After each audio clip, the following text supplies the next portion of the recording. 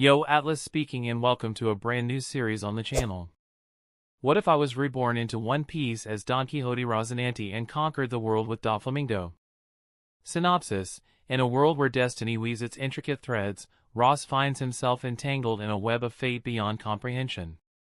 Once a mafia enforcer in his past life, he meets his demise shielding his brother, the reigning mafia king, from a fatal betrayal.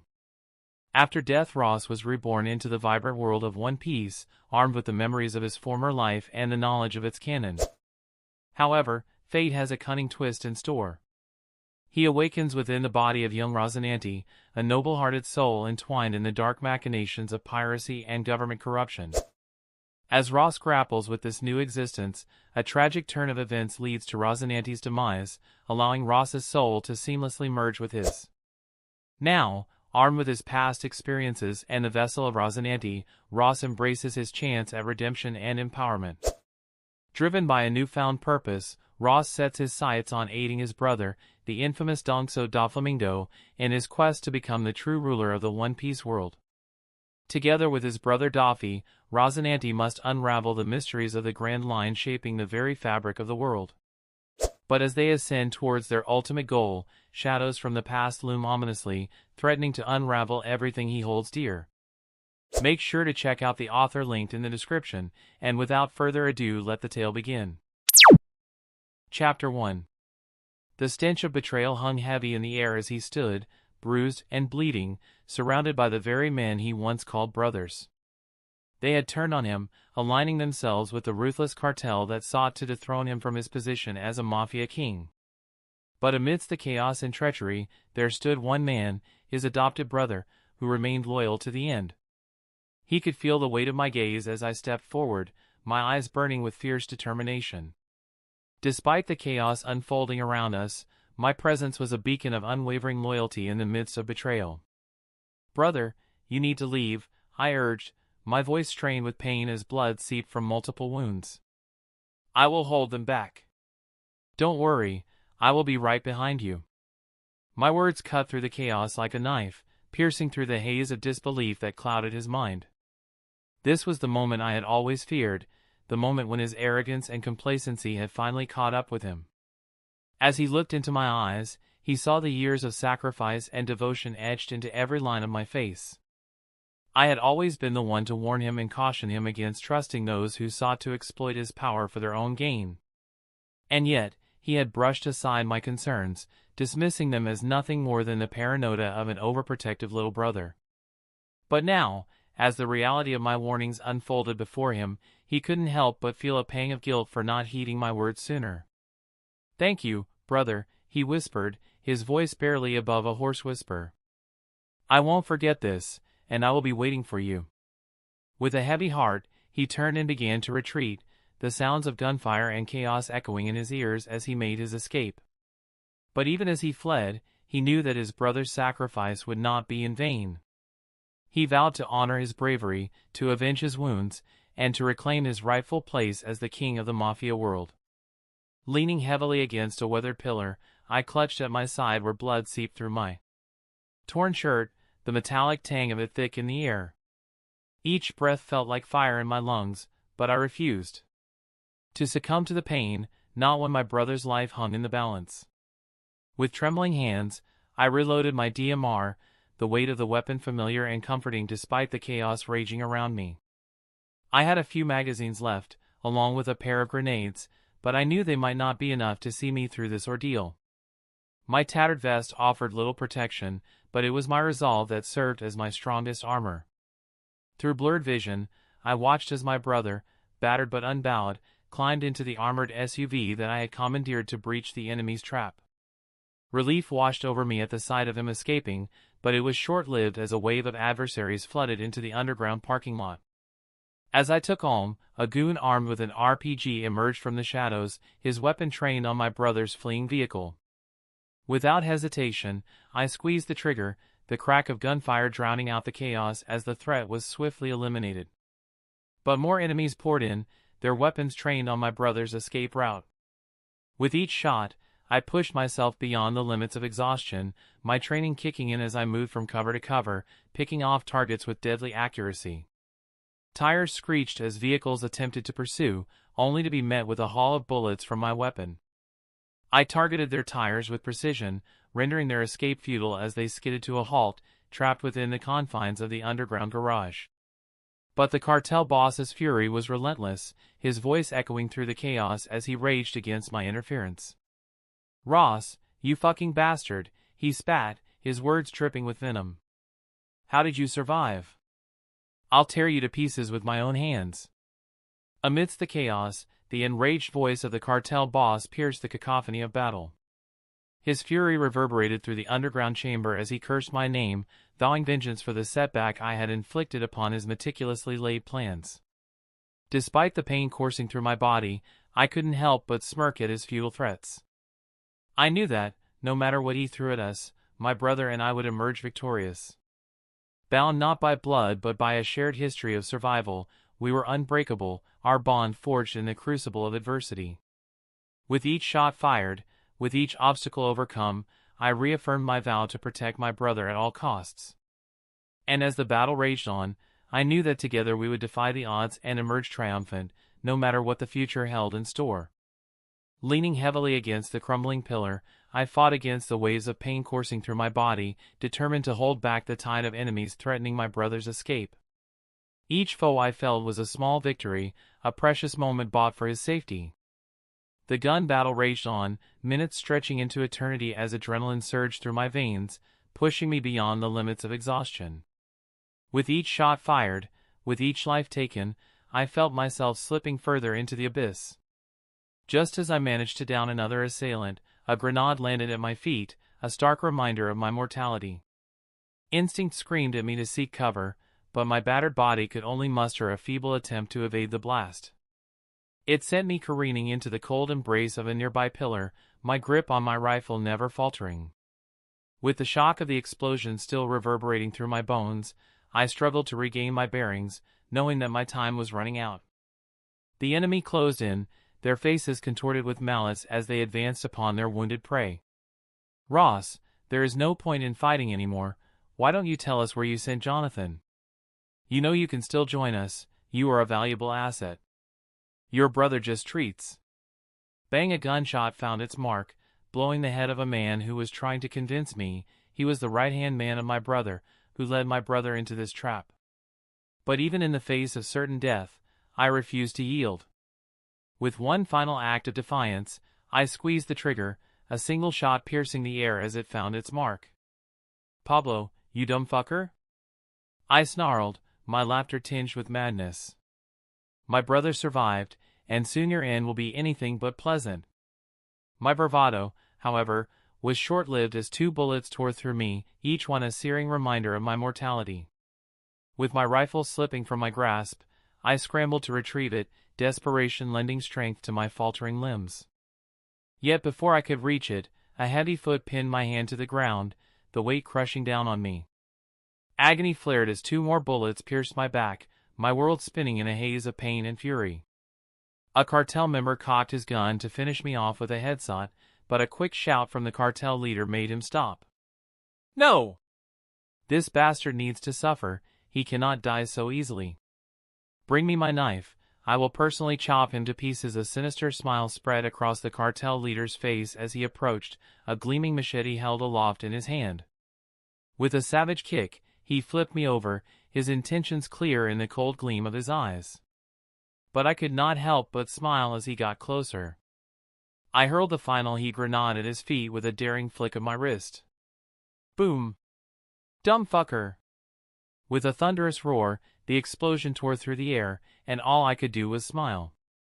As chaos engulfed us one last time, I closed my eyes, a sense of grim satisfaction washing over me. For even in death, I would not go quietly into the night. With a final, ragged breath, I embraced the darkness, my spirit soaring free even as my body lay broken and battered on the cold, unforgiving ground. And in that fleeting moment of peace, I found solace in the knowledge that I had fulfilled my purpose, that I had served my brother with all the strength and courage I could muster. Rosinante, his little body impaled by a vicious arrow, his face a mask of pain and resignation. But as the tormentors continue their brutal assault, a strange sensation washes over him, a feeling of disorientation and displacement that he cannot quite comprehend. With a jolt, Rosinante becomes aware of a presence within him, a foreign consciousness that whispers of a life not his own. Confusion clouds his thoughts as he struggles to make sense of this surreal experience, his mind reeling with the sudden influx of memories and emotions that do not belong to him.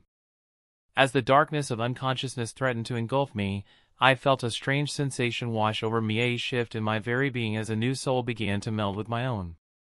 The chaos of the scene around me seemed to fade into the background as Doflamingo's desperate cries pierced through the haze, pulling me back to the harsh reality of our situation.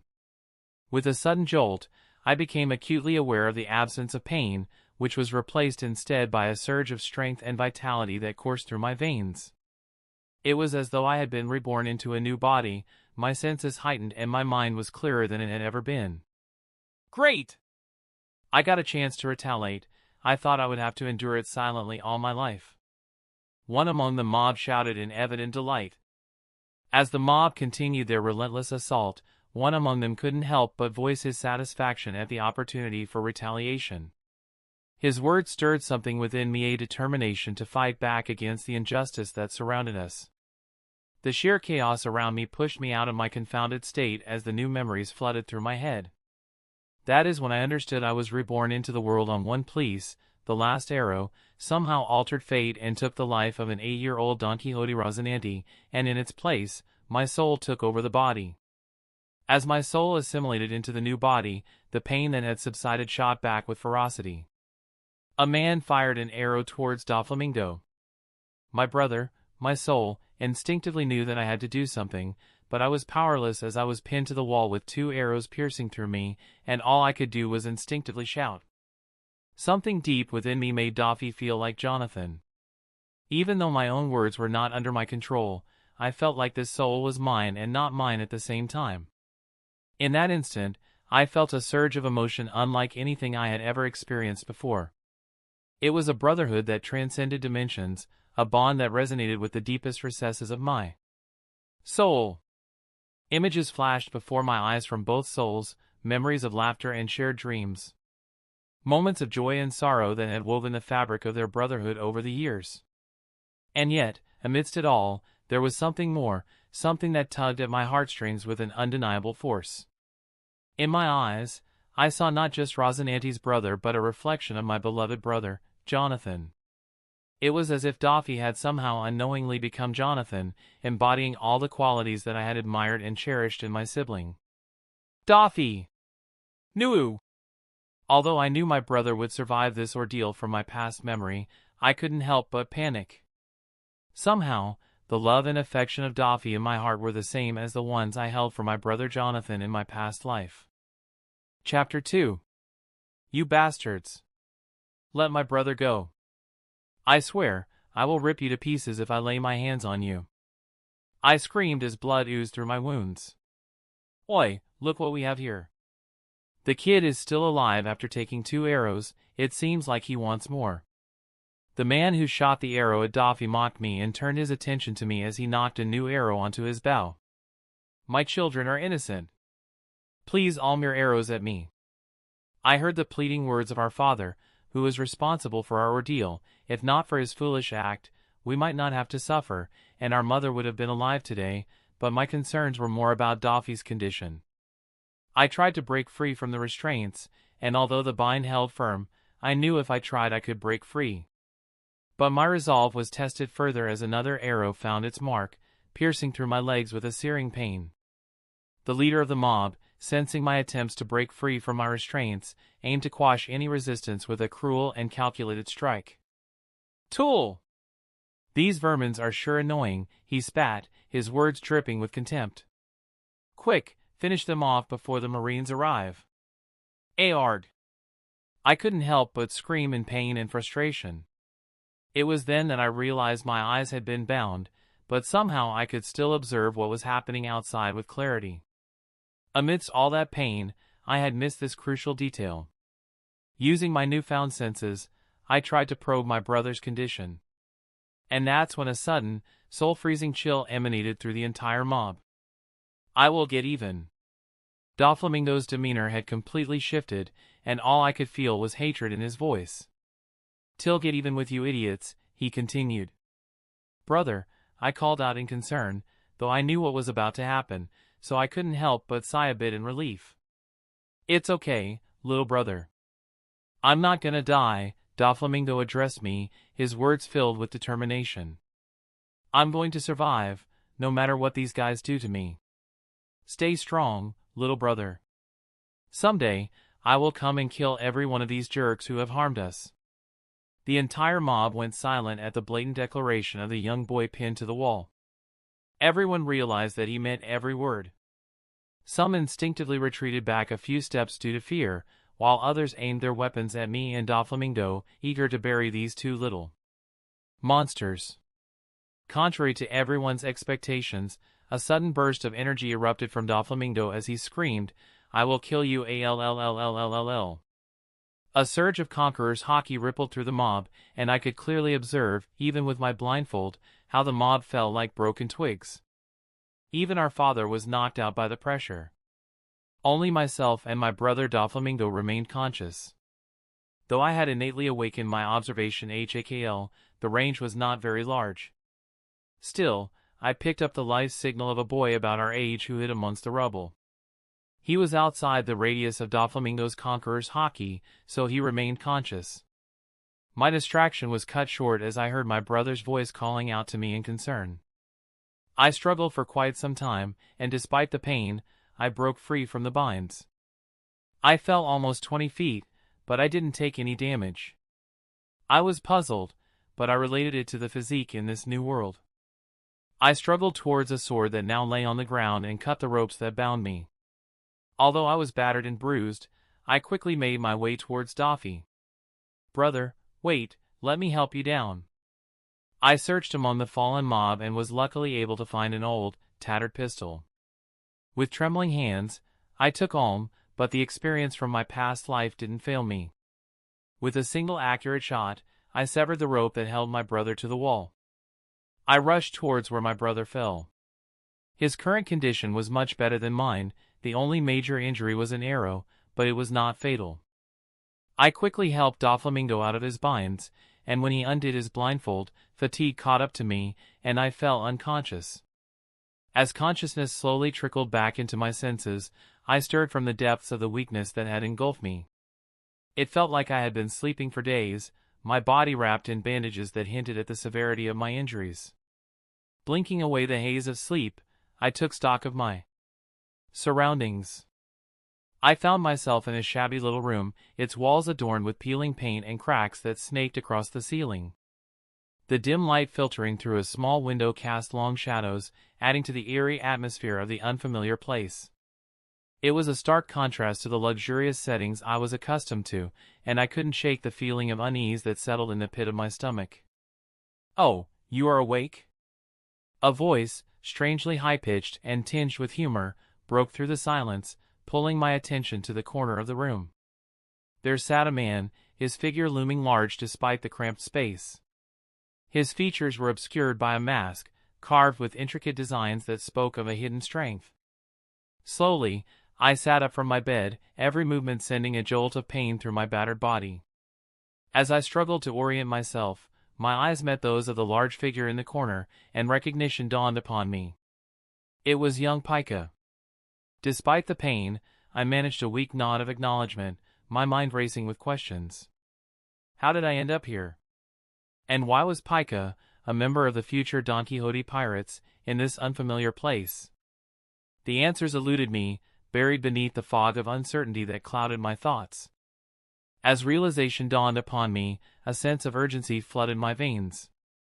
If my brother had already encountered Pika and the rest of the crew, he might have departed to confront our father. Though I understood the gravity of such a decision, I couldn't bear the thought of familial blood staining Doffy's hands.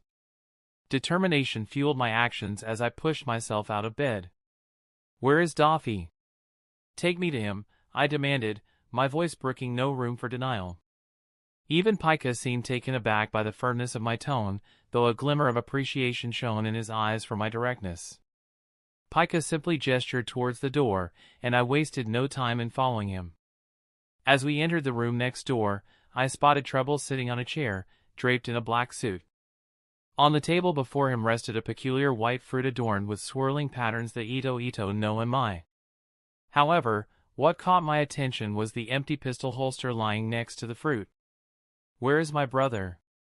I questioned Treble, who regarded me with a curious gaze. To him, I was merely the younger brother of their future king, lacking in both respect and fear.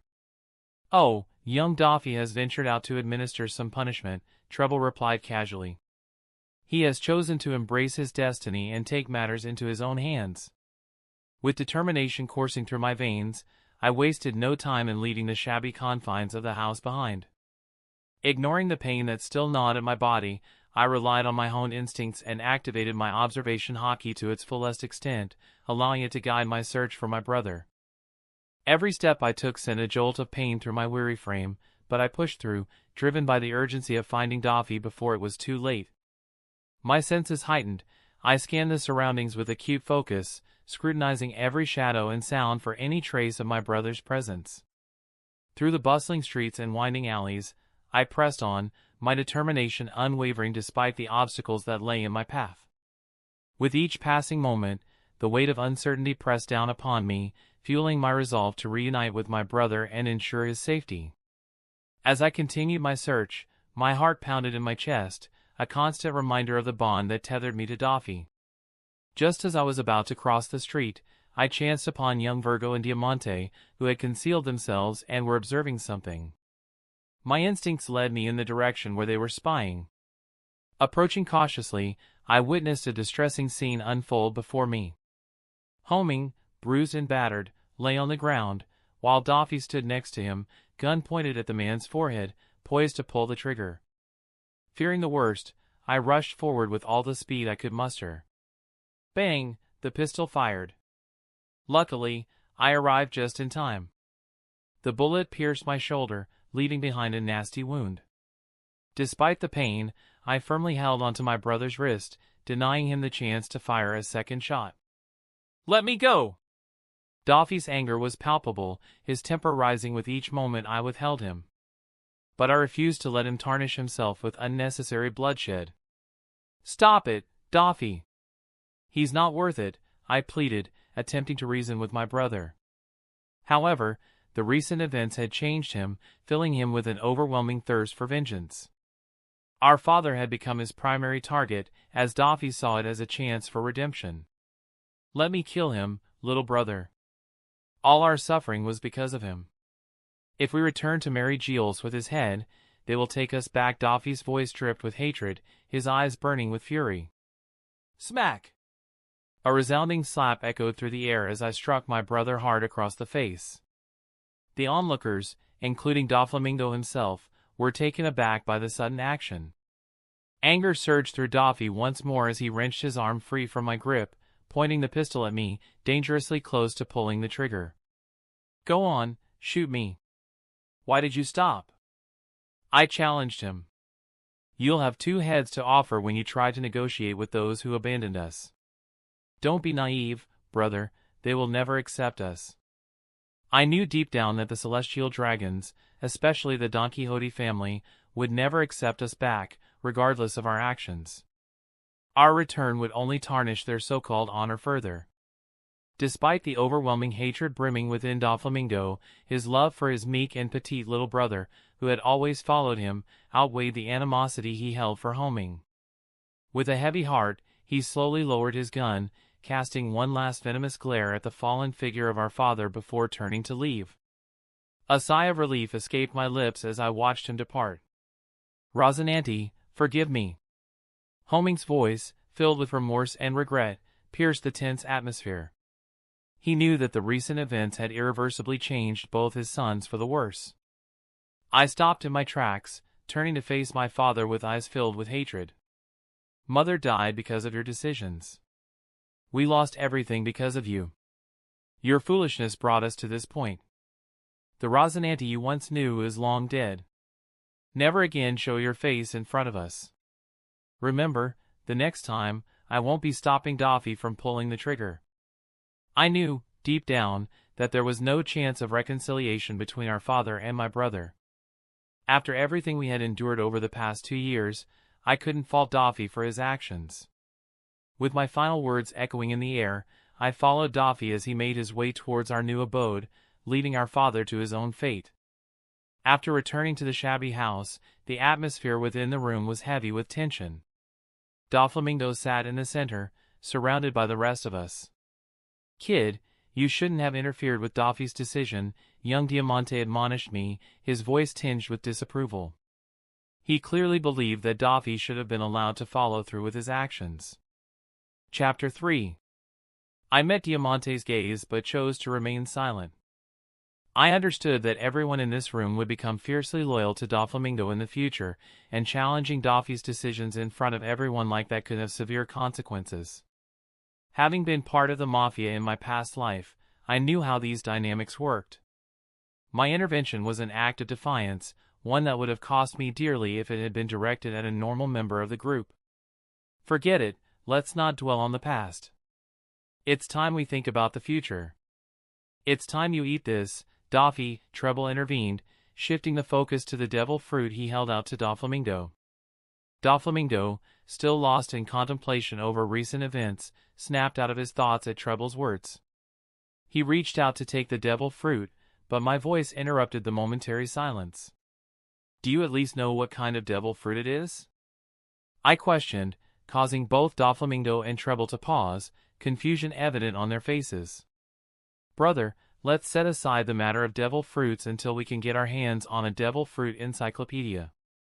Don't rush to eat a devil fruit," I advised my brother, though I could sense the disappointment in Treble, Diamante, and Pika's expressions. They had likely put in considerable effort, possibly even staking their lives, to acquire this rare treasure. Devil fruits were scarce commodities, even in the treacherous waters of the New World. Rosinante, devil fruits are super rare. Eating one will make Doffy instantly stronger. Don't you want your brother to become strong? Treble pressed, acknowledging the truth in my words while urging for immediate action. However, I knew the fruit before us, the string fruit. Though there was a saying that there were no weak devil fruits, in my eyes, this particular one was not worthy of my brother. Before committing to it, I needed to confirm if my knowledge of the canon held true. If so, as an avid fan of One Piece, I had knowledge of undiscovered devil fruits, some of which were Logia types. To fulfill my brother's dream, we needed strength enough to challenge even the world government, which had held power for centuries. My little brother is right. If I want to fulfill my ambitions, I cannot settle for mediocrity. Treble, keep the fruit safe until we can acquire the encyclopedia. But before anything else, I want to personally go to Mary Geoise and uncover the truth, Doflamingo declared, his words resonating with determination. Deep down, he still harbored hope that the celestial dragons would welcome them back, absolving them of their father's mistakes. Doffy, you can't be serious. Going back there will simply spell your doom. You are no longer part of the celestial dragons. They wouldn't hesitate to remove you from the equation for convenience's sake. Treble sprang up from his seat, urgency evident in his voice as he tried to persuade my brother to change his mind. It was clear that despite their recent allegiance to Doflamingo, they still believed in and cared deeply for him. "No, I want to go. No matter what, the blood of the Donquxote family runs through my veins. They simply cannot deny me my birthright," Doflamingo stated firmly, his celestial dragon upbringing still influencing his mindset. He believed that a single word from him could move the world. Understanding what motivated my brother's decision, I couldn't let him walk willingly into the Bion's den. I wanted to ensure that even if his request was denied, we would have a chance to retreat from Mary Geoise unscathed. My knowledge of the canon might give us an edge, so I immediately began formulating plans in my mind. "Young master, if that's the case, then let us follow you to Mary Geoise. If something untoward happens, at least we can try to get you out safely," Diamante suggested, aware of the dangers that lay ahead on this journey. "No, it's better if it's just me and my brother making the trip. If I'm not mistaken, our visit will be short, and we'll soon return. We'll need you guys here to help us if things go awry up there," I countered, rejecting Diamante's suggestion. I knew it was better to keep our small force hidden, ready to facilitate our escape if necessary. Doflamingo was surprised by my sudden assertiveness, but he realized that the recent hardships we had endured had changed me for the better. He understood that his once meek little brother wouldn't survive in this cruel world unless he adapted. But Trouble began to protest, but a glance from Doflamingo silenced him. Doffy signaled for me to continue, placing his trust in me as his last blood tie. "Do you guys have any transponder snails on hand?" I inquired, turning to the three future executives. They exchanged glances before shaking their heads in unison. "Although we don't have any at hand, we can obtain a few given some time." "Is it important?" "If so, we can arrange it within 2 days," Diamante offered, realizing that my abilities were underestimated. "If possible, try to get young snails that haven't been registered yet. I don't want them traced back to this location. If we're ousted by the dragons, this will be our new home for the foreseeable future." I shared my thoughts with the group in the cramped house. Virgo had stood beside Doflamingo throughout the meeting, resembling a loyal bodyguard. I made a mental note to ensure that everyone's fate would change. Though I couldn't fulfill my brother's wish in the last life, I was determined to make it happen in this one. If history were to go unaltered, I knew my brother would be denied by the celestial dragons, and the people around me would become the foundation of the future Donquxote family. Although I was not averse to the actions my brother took in the canon, except for a few, I knew they were weak, pitifully weak. At best, they could be called minor antagonists in a major arc. But with my intervention, I wanted to change all that. I aimed to subdue the world and crown my brother the king of the world. To achieve that, we needed power, fame, wealth, and, most importantly, strength to vanquish anyone who defied us. I also wanted to ensure that my brother didn't repeat the same mistakes in the world I only knew as fiction. Currently, in the family, we only had Trouble as the sole devil fruit user, and we had the string fruit in stock, but we set it aside for the time being. Now that I was in this new body, my soul was a blend of Ross and Rosinante, and I had found a balance between the two souls. I stood up to make the necessary arrangements, but Pika stood up and stopped me, indicating that I should just let him know what was needed. He, like Virgo, had kept silent throughout the meeting. I quickly shared my plans with the rest, and we troned out the details, further polishing the plan. Trouble, known for his intellect, couldn't help but praise me for my plans, and Diamante and Pika left to carry out the preparations. Within a week, all our preparations were set. It was decided that Diamante would accompany us to the Red Port in the North Blue as an added layer of security. Virgo chose to follow my brother, even when asked to stay back, so it was decided that he would accompany us until the Red Port. Young Diamante and 3 children boarded the little caravel that we had taken from a group of small-time pirates. The size of the craft was perfect for our mission, and we had provisioned ourselves well enough to reach the Red Port comfortably without any stops in between. Trouble had also acquired 2 pairs of young transponder snails, providing 1 each to Doffy and Diamante. As we set sail towards Mary Geoise, Dottie was patiently looking forward to his chance at redemption, but I held no such hope. Instead, I dedicated the time towards my training. Understanding that in this world, without enough strength, we would be nothing but bugs waiting to be crushed at any time. Here, young Master Ross Virgo handed me a strip of black cloth. I had specifically asked for his help in my training. I blindfolded myself and tossed an iron rod towards Virgo. "Hit me, Virgo," I requested, asking him to strike me with the iron rod. Doflamingo, by my side, although distracted, was eyeing my actions curiously. Even Diamante was observing my antics as the sea was calm and the winds were steady. "Are you sure about this, young master?" Although Virgo asked me the question, his gaze was directed at Doffy, who had now turned his complete attention towards my action. With a nod from my brother, Virgo launched a quick overhead strike. As if by magic, before the attack could connect, I sidestepped, dodging the incoming attack completely. Virgo was confused for a second, and he couldn't help but scratch the back of his head. Again, Virgo, but a bit faster this time. You are as slow as a snail. Even my grandmother can swing the rod better, and don't stop this time, I taunted. As I dodged the first attack, I understood that somehow my transmigration had spiked the mediocre talent of the original host, and the observation haki had already crossed the threshold of the reaching an unprecedented stage. Suddenly, Virgo turned serious at my blatant mockery and unleashed a barrage of attacks. He swung each strike with ferocity, and the more attacks I dodged, the more frustrated he became. I observed as his face turned ugly because he couldn't perform in front of Doffy. Doffy was already standing in sheer excitement, seeing how his young brother was dodging all these attacks blindfolded. Only Diamante, a failure who couldn't survive the new world, understood the true significance of my actions. After a few minutes of aggressive swinging, Virgo fell to his knees, defeated. He was huffing and puffing, trying to land a hit on me while I casually dodged each attack. Although I looked relaxed on the outside, I knew internally that I was struggling to keep my observation haki continuously for a few minutes. If I wanted to be a true powerhouse in the future, I knew that I needed to hone my haki to a stage where it was as simple as breathing. As Virgo fell, my brother rushed forward to check if he was all right.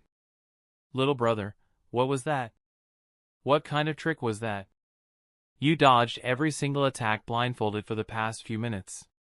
Doffy wanted to know exactly what technique I used, and if possible, he wanted to learn it too. That, Doffy, is one of the 3 HAKL powers inherent to human beings, known as observation haki. It is a form of haki that grants the user a sixth sense, allowing them to sense the presence, strength, and emotions of others, as well as gain limited precognitive abilities when trained to the extreme. However, it was Diamante who answered first.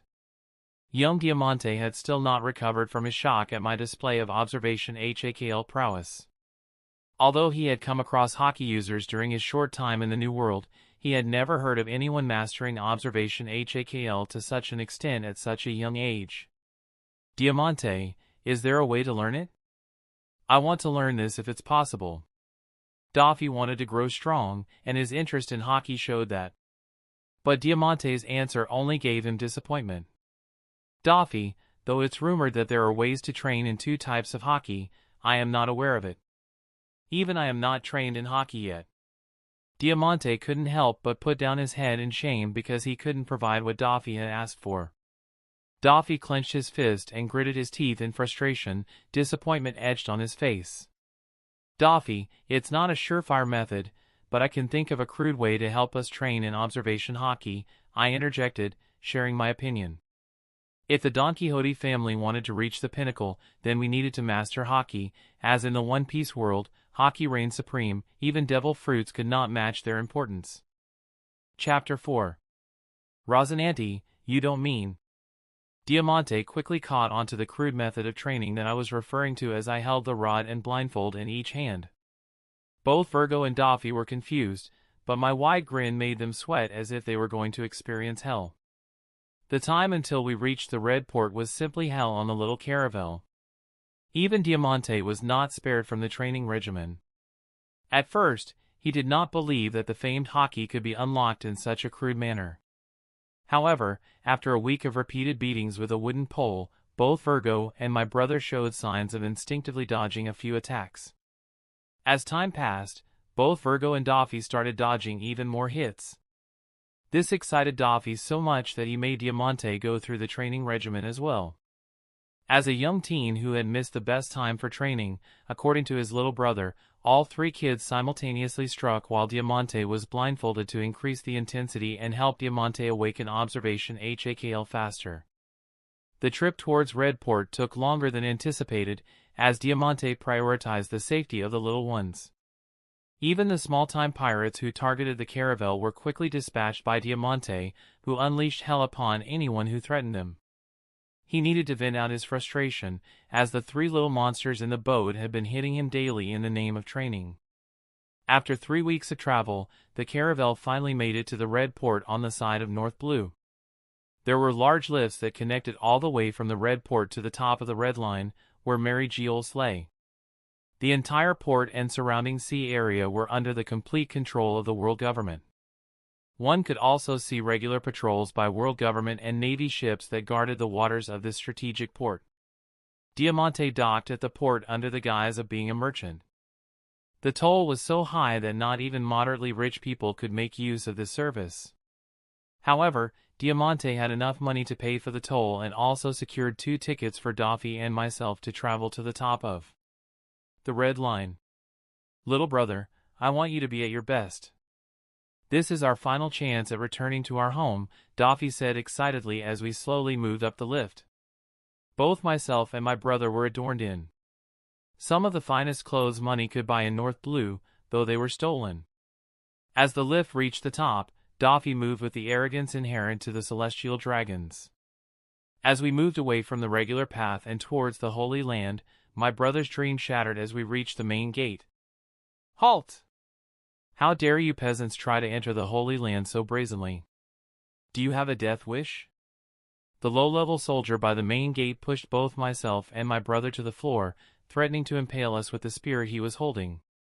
Doffy's anger flared at the blatant show of disrespect. Just a few years ago, these vermin would crawl at his feet, but now they dared to even push him down.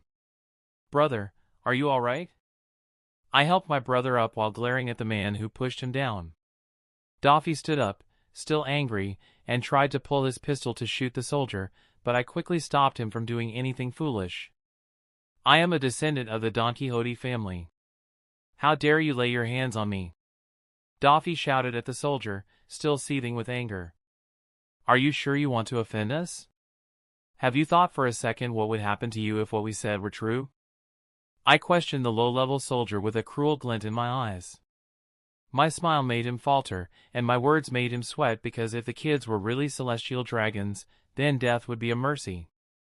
As the commotion happened near the main gate, a tall man who wore an exquisite black suit approached us. One of the other soldiers standing guard quickly explained the situation to him, and he approached us after understanding the situation. You get back to your post, and you what's your name? He gestured for the soldier to step back and directed a question at Doffy. I am Donquxote Doflamingo, and this is my brother, Donquxote Rosinante. We are the descendants of... Before Doffy could finish introducing ourselves, the man in the suit interrupted. Him. I know who you are. You are the son of a traitor.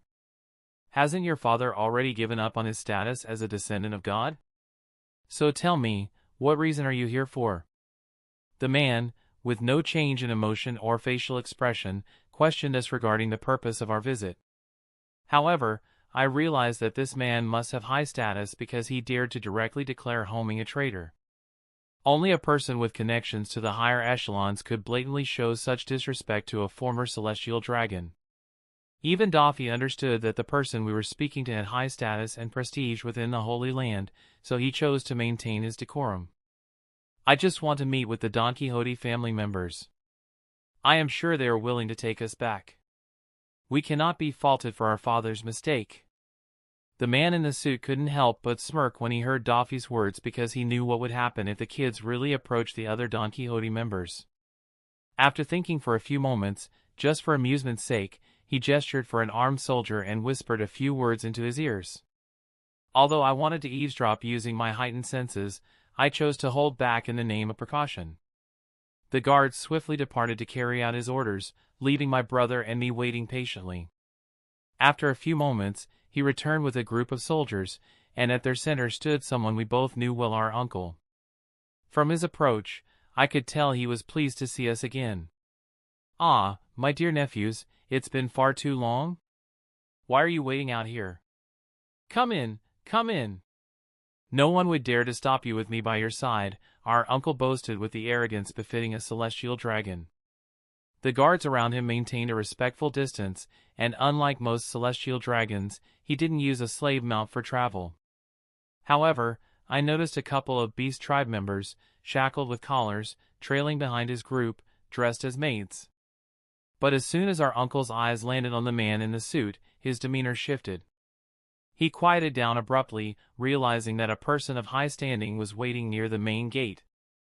If he had known beforehand, he wouldn't have acted so brazenly. What many outsiders didn't understand was that even among the celestial dragons, there were different levels of status, and our uncle was classified at the lowest level, while the man in the suit was among the higher-ups. The man in the suit didn't say a word about our uncle's behavior but simply turned and left. Our uncle hurriedly urged us to follow him to meet the members of the Donquxote family. Before we left, I discreetly passed a sheet of paper to one of the guards, instructing him to deliver it to the man in the suit. It was our insurance in case things took a turn for the worse, as my gut instinct told me they might sooner than later. Our uncle led us to the palace area designated for the Donquxote family. Different areas were assigned to the descendants of various families. As we entered the expansive garden allotted to the Donquxote family, it became evident that some sort of gathering was underway. Other descendants noticed our uncle's arrival, followed by 2 children, and they approached us with curiosity. Among them was little Josgard, who eyed us with interest. It had been years since we left Mary Geoise, and he must have forgotten about us. "Father, are they our new slaves? Can I brand them personally?" One of the children standing next to their parent couldn't resist asking, their curiosity reflecting the mindset of many children at Mary Geoise, where slaves were treated like toys, and the more they had, the happier they were. Our uncle couldn't help but panic a bit, and Doffy stood in front of me defensively, trying to protect me, his hand subtly resting on the pistol tucked behind his back.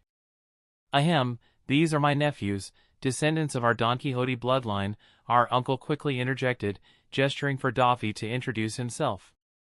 Doffy stepped forward confidently to introduce himself, but before he could utter a word, his dream was shattered. A half-eaten PLE splattered right across his face, catching us all off guard. I was too slow to react, and the contents of the PLE stained my brother's new clothes. "2, aren't they the spawns of that traitor homing? What are they doing here on the Holy Land?" One of the descendants questioned me in disdain, spitting on me as he spoke. The faces of most adults in the gathering turned ugly at the revelation of our father's identity. Doffy's anger flared, his veins popping, as he witnessed the man insulting me by spitting on me. Meanwhile, the guard I had assigned the paper to had caught up to the man in the salt and handed over the paper.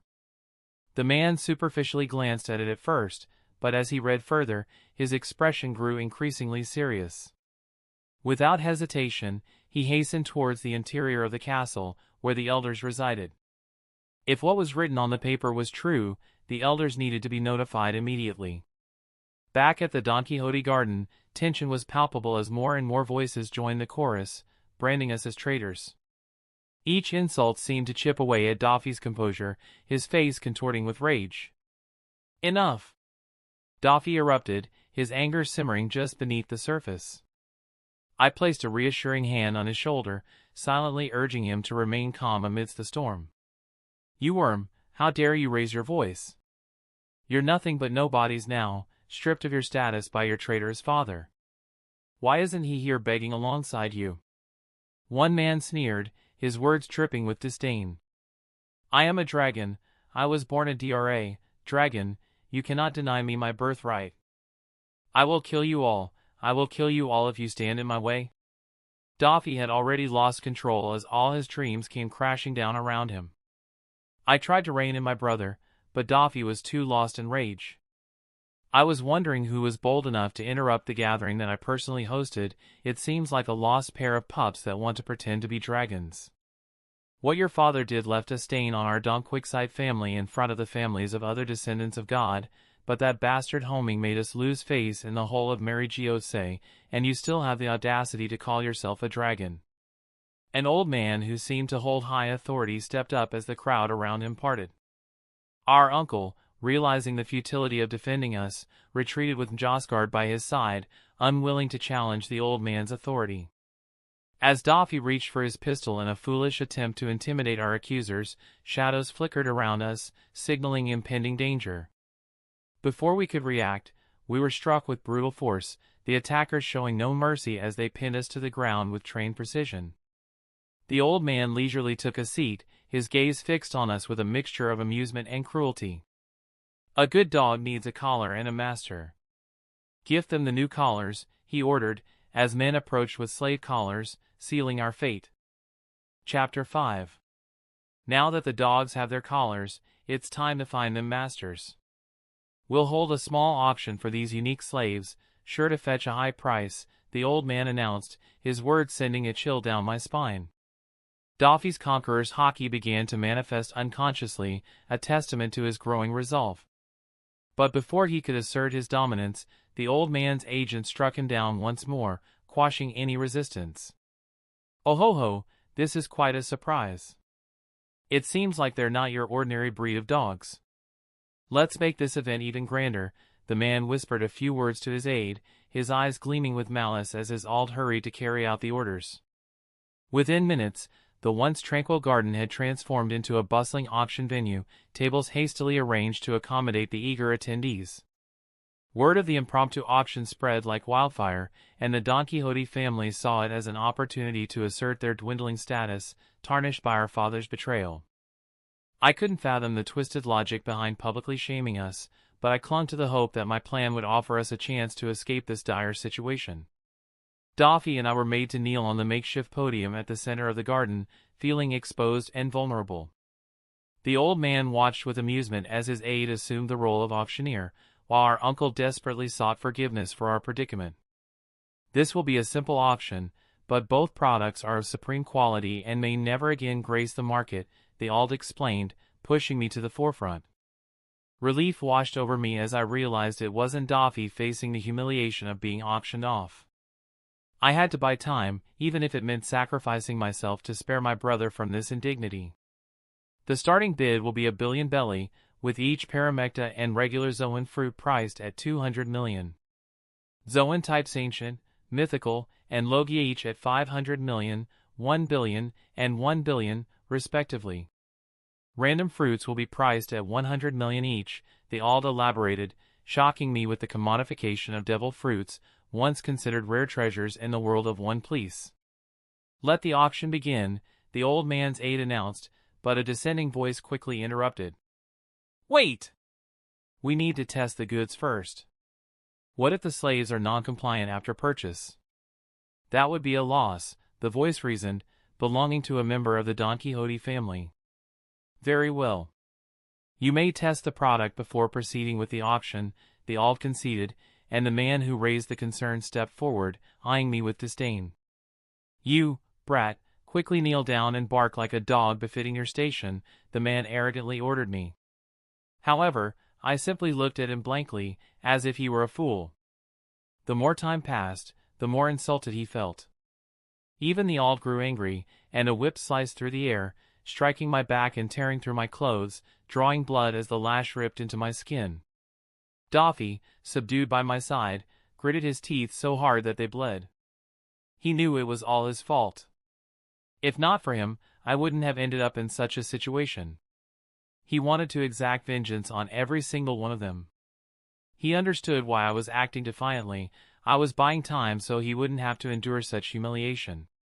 "Kneel, you vermin," the man barked, and another lash connected with my back as I stood defiantly. More strikes followed, with the entire venue falling silent. My entire back was now covered with fresh, bleeding wounds, but I stood as if nothing had happened. Tears welled in my eyes from the pain, but my face held a defiant smile, refusing to bend to their whims. I would have long buckled if it weren't for my will holding me up.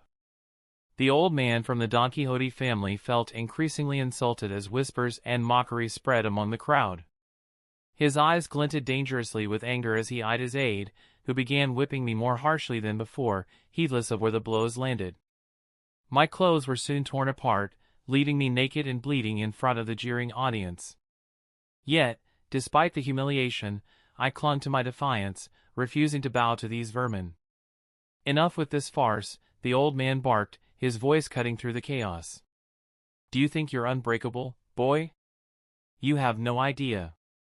With a gesture, he commanded his guards to dismember Doffy. Shock rippled through the crowd, even among the celestial dragons present, but there were those who relished the spectacle. Panic seized me as a guard drew his sword, poised to strike my brother. My knees buckled, betraying my resolve. "Don't, little brother," Doffy urged, his voice strained with emotion. "Don't give in. It's just an arm. But as the guard raised his blade, I knew I had no choice. I dropped to all fours, submitting to their demands to spare my brother. "Now there's a good dog," the man sneered, his satisfaction evident. Where did all that defiance 807? Kicks rained down on me as I continued to act the part, my body battered and broken but my spirit unbroken. "Now, let's see if you're compliant," the man taunted, extending his boot. Reluctantly, I obeyed, licking the filth from his shoe, all the while seething with rage and humiliation, wanting nothing more than to rip the man's throat, but the guard standing behind Doffy with a raised blade made me carry through. The old man chuckled triumphantly, pleased with his product. "I bid $1 billion," he announced, his voice ringing through the garden. The bidding resumed, the price escalating with each offer. Finally, the bidding reached its peak, and another old man declared, $10 billion, a mythical Zoan, and a Logia. The auctioneer nodded, as there were no more bids. "Sold! This unique slave will belong to the J. Garcia family from today on. Congratulations on your purchase. Please step forward to brand your slave personally."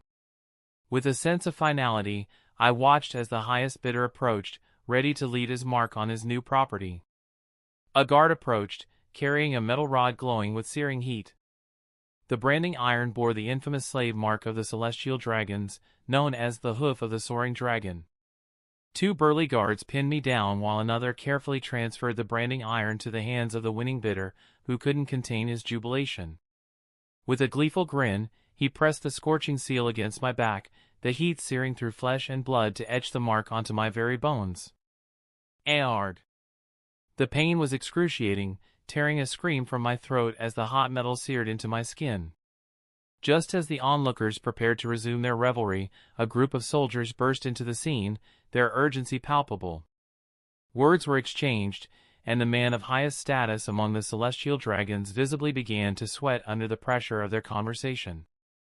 Panic rippled through the ranks of the celestial dragons as the news spread like wildfire.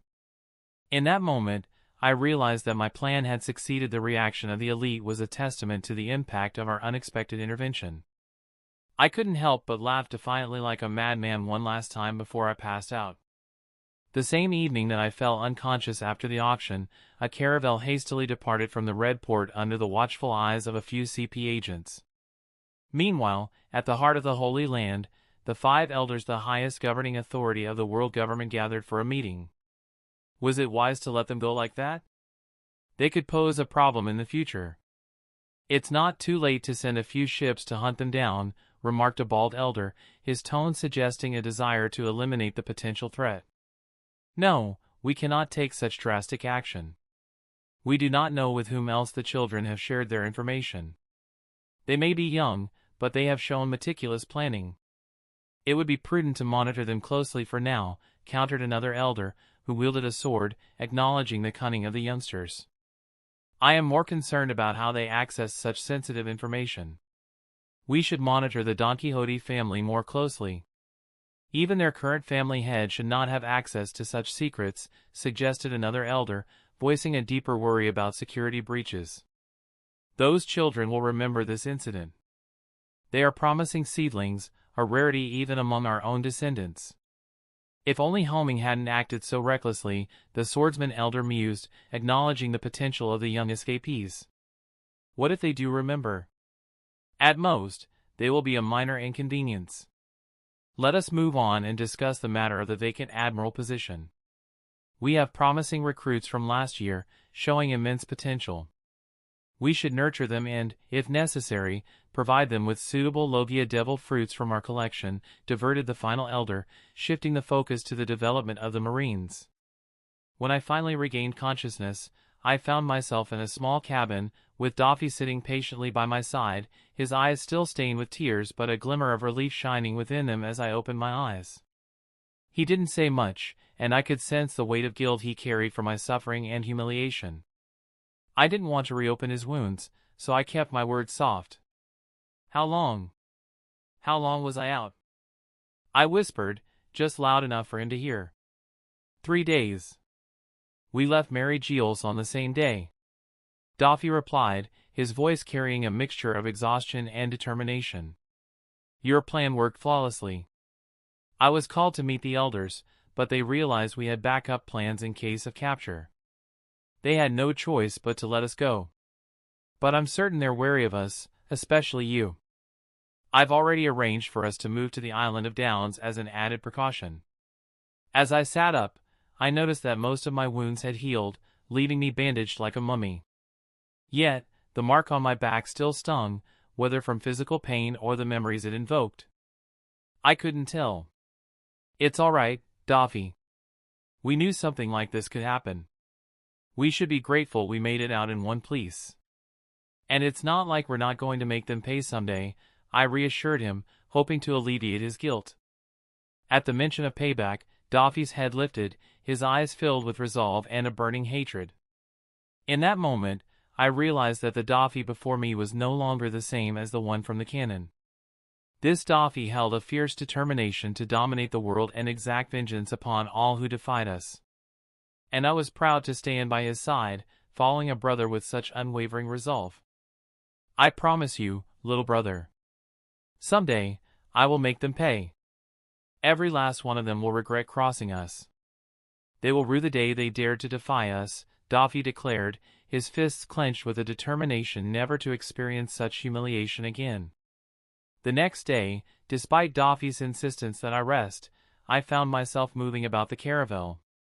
My body's vitality and resilience were unlike anything I'd ever experienced.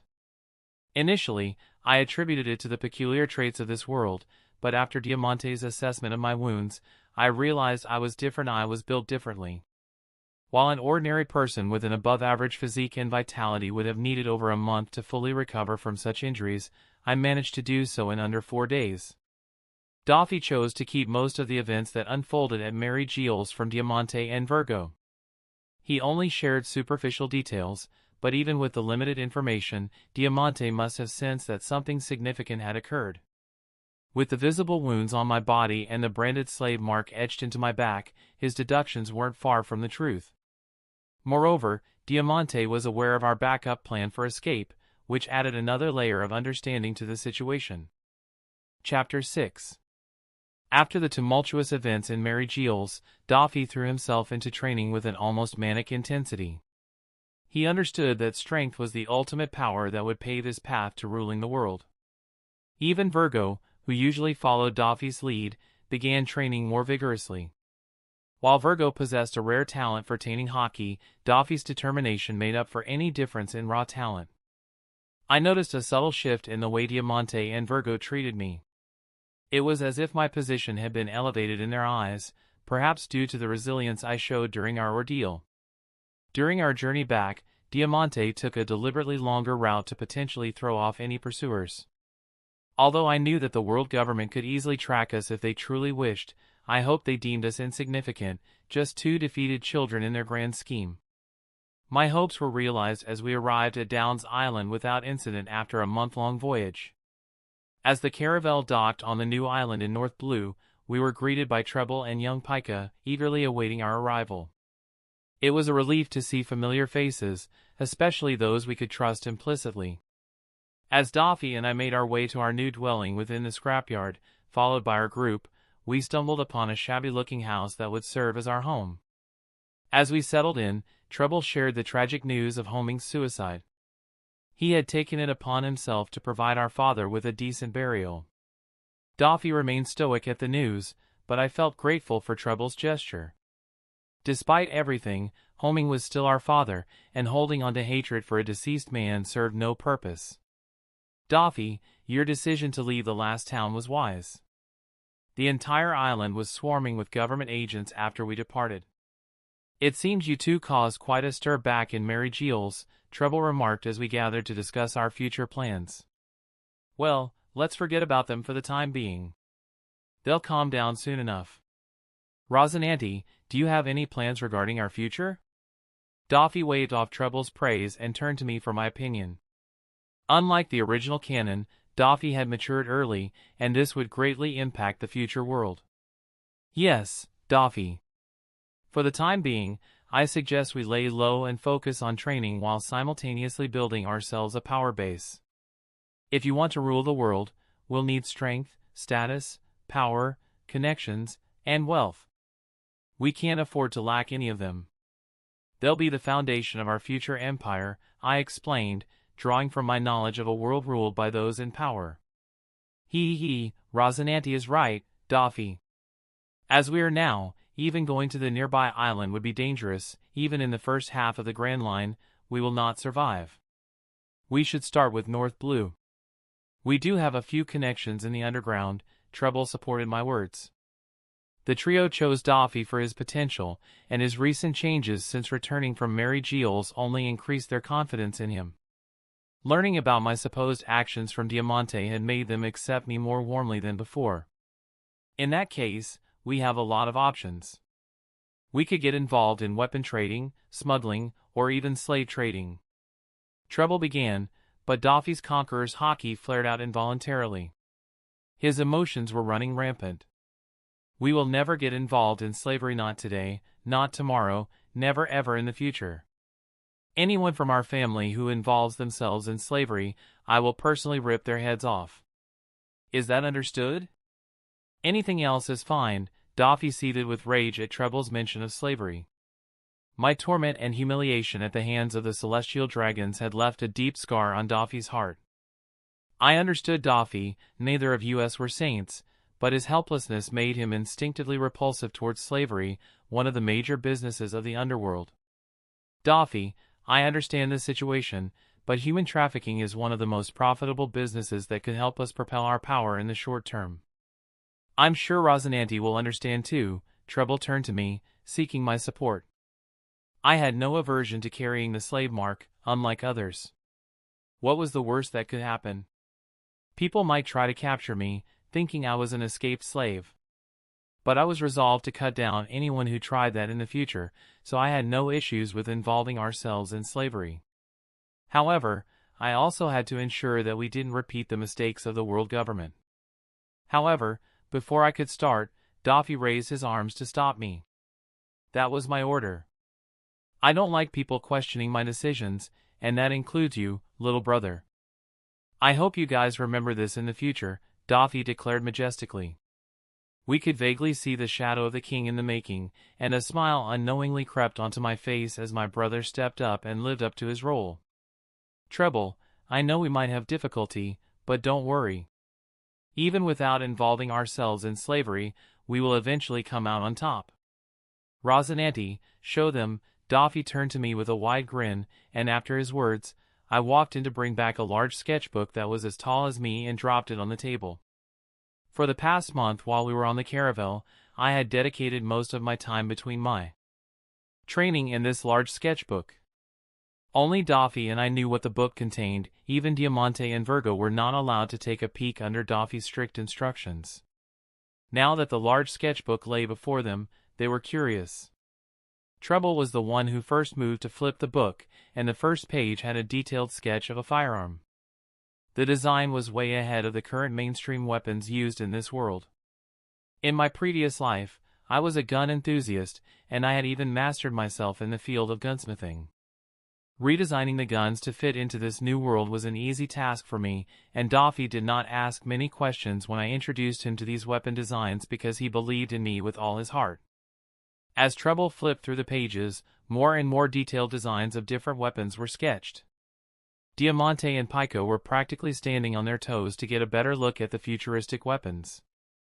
I knew that these weapons might not have much of an impact in a world where things like devil fruit and haki existed, but still, they would give the Donquxote family a complete monopoly in the field of firearms once we could establish a stable supply source.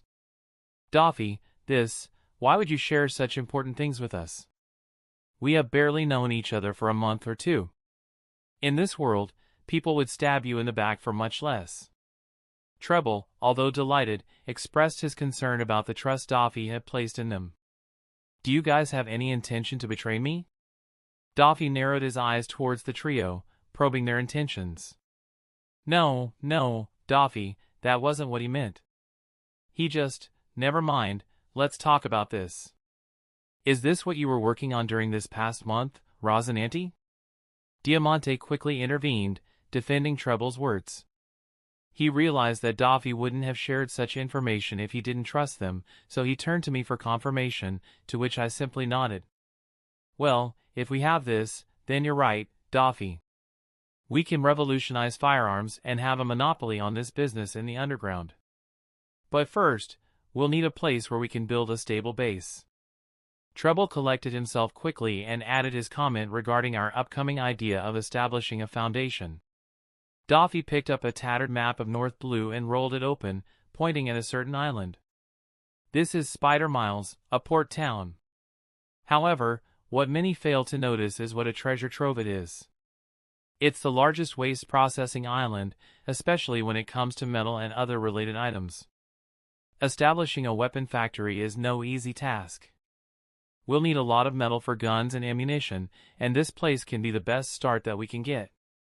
Eventually, we can expand from there.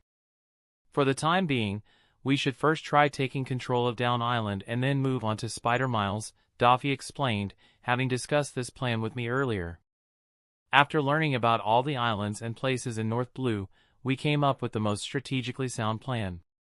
And just so you guys know, we have found a crude way to train observation HAKL. So both of you will start training from today, and both of you will help me build a base. Doffy pointed at Treble and Pica, while Diamante visibly flinched because he knew what kind of crude method Doffy was referring to. As for you, Diamante, you will accompany my brother to East Blue. We have the location of a certain Logia-type devil fruit, and it's your duty to retrieve it. And remember, now that you are my family, I will provide you with the best, so do not rush to eat devil fruits. With the information that I have at hand, in the future, we will have quite a few rare devil fruits. As for the string fruit, we will find someone worthy of it, don't worry, Doffy explained. Our first target was the flame fruit, Mara no Mi. Although I realized this might be an alternate universe and everything has changed since I came into this world, my gut instinct told me to check out these locations because, if I was right, our family would come into possession of quite a few rare devil fruits, especially the Logla types and mythical Zoans. When I shared the information about devil fruits earlier, Doffy never once questioned the source of the information, he simply chose to believe my words resolutely. I knew that going after the lightning fruit, Goro no Mi, was not feasible with our current standards because the only way to reach Sky Island was either through the knock upstream or the summit of the High West. So, I had only shared most of these details with Doffy, and for the time being, I would only trust him with these specifics. As the days passed, we grew more accustomed to our new life on Downs Island. While I had initially planned to journey to Sixus Island, I wasn't in a hurry. My priority was to first secure control over the entirety of Downs Island before venturing out to procure the flame fruit. I knew that the fruit wasn't going anywhere, so I prioritized securing our home base first. During this time, I developed a keen interest in swordsmanship. Diamante personally took me under his wing, training me in the basics of swordsmanship. He was pleasantly surprised at how quickly I absorbed his teachings and began to boast about my progress to Doffy. However, Doffy didn't show much interest in swords, so Diamante intensified my training, pushing me to my limits every time we practiced. Today, we'll focus on the basics, Diamante began, his voice carrying authority. Footwork, balance, and precision are the foundation of swordsmanship. Master these, and you'll be one step closer to becoming a formidable swordsman. I nodded in understanding, my eyes fixed on Diamante as he demonstrated the proper stance.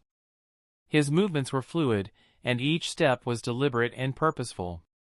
With measured breaths, I mirrored his stance, feeling the muscles in my legs tense as I adjusted my position. Good, Diamante praised, his voice encouraging. Now, let's start with some simple strikes. He guided me through a series of basic strikes, emphasizing the importance of timing and control. With each swing of the blade, I focused on maintaining balance and precision, the rhythm of our movements echoing across the training ground. Chapter 7. As the training session progressed, Diamante introduced more advanced techniques, pushing me to refine my skills. We practiced parrying and counterattacks, the clash of our blades ringing out like a symphony of steel. Despite the physical exertion, I was fueled by a sense of exhilaration, with each strike bringing me one step closer to mastery. Sweat glistened on my brow as I pushed myself to the limit, determined to prove myself worthy of Diamante's tutelage. Time flew by, and our first major clash occurred a month after settling down on Downs Island. We encountered a local pirate group that had control over the entire island. It was hardly a clash, more like a one-sided massacre. Despite our youth, our recent training paid off, while the pirates were just your average thugs. I didn't even bother to ask for their group's name. They were a ragtag bunch who relied on sheer numbers, boasting nearly 200 members. Who are you guys?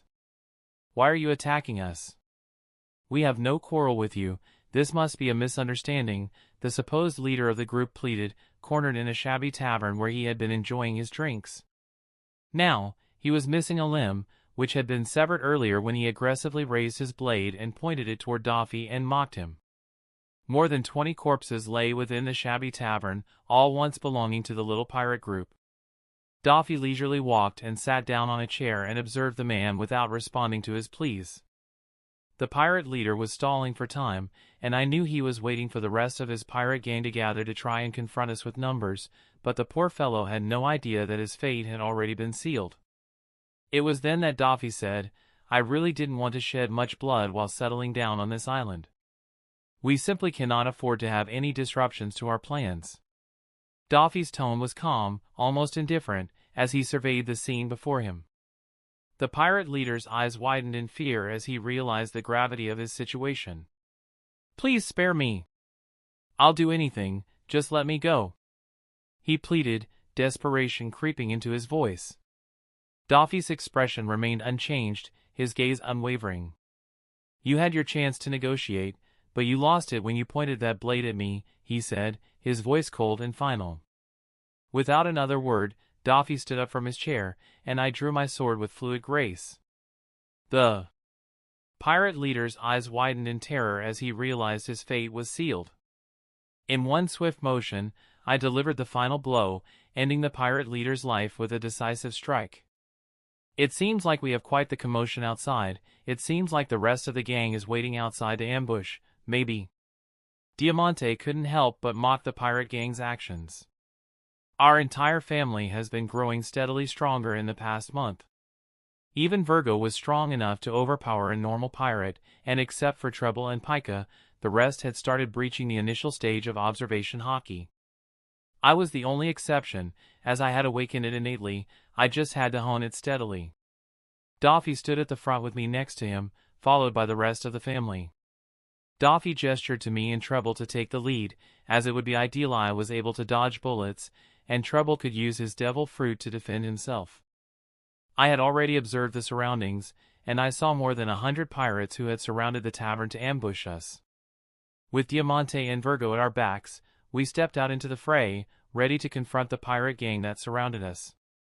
Doffy's confidence radiated like a beacon, his presence commanding respect and instilling fear in our adversaries. As Doffy opened the door for me and Treble, I felt a surge of adrenaline coursing through my veins.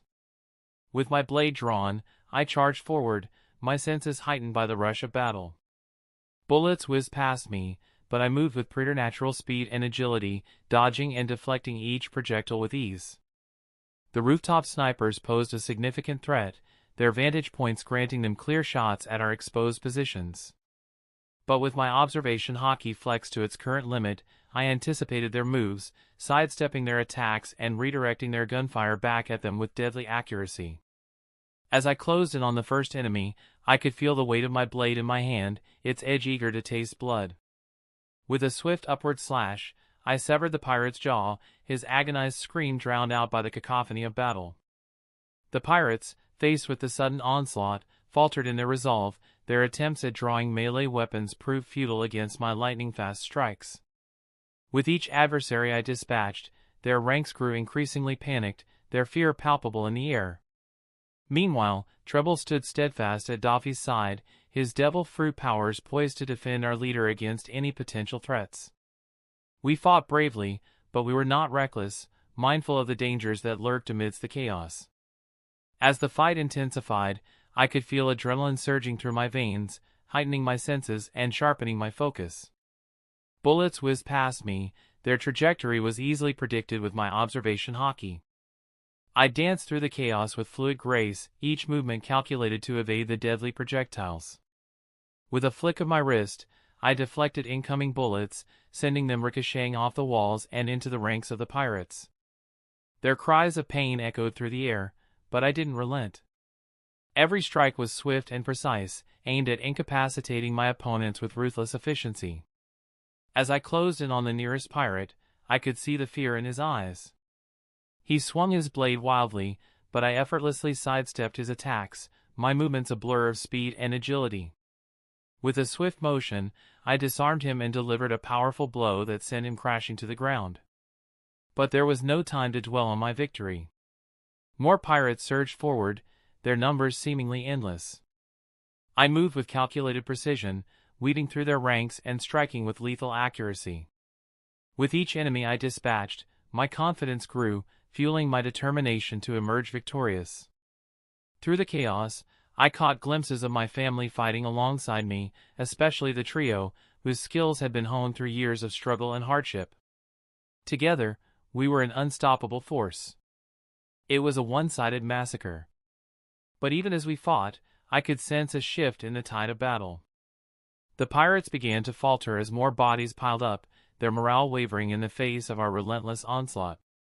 With one clean swing, I beheaded the vice-captain of the pirate group, and we pressed forward, driving them back until they were forced to succumb like the rest of the gang.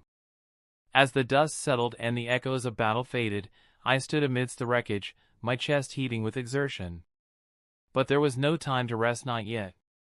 This victory was just the beginning of our journey, and there were still many challenges ahead. Time flew by, and it took us another month to completely bring the entire island under our control. Because of the lack of manpower on our side. After taking Down's island completely under control, the new Donquxote family was officially established. Doffy was the leader, with me being the vice leader, and the other four were designated the post of elite officers. Drawing inspiration from the original canon, I suggested an idea to represent our family with a deck of cards, and Doffy's fascination with the king's persona led him to claim that title for himself, changing the canon altogether.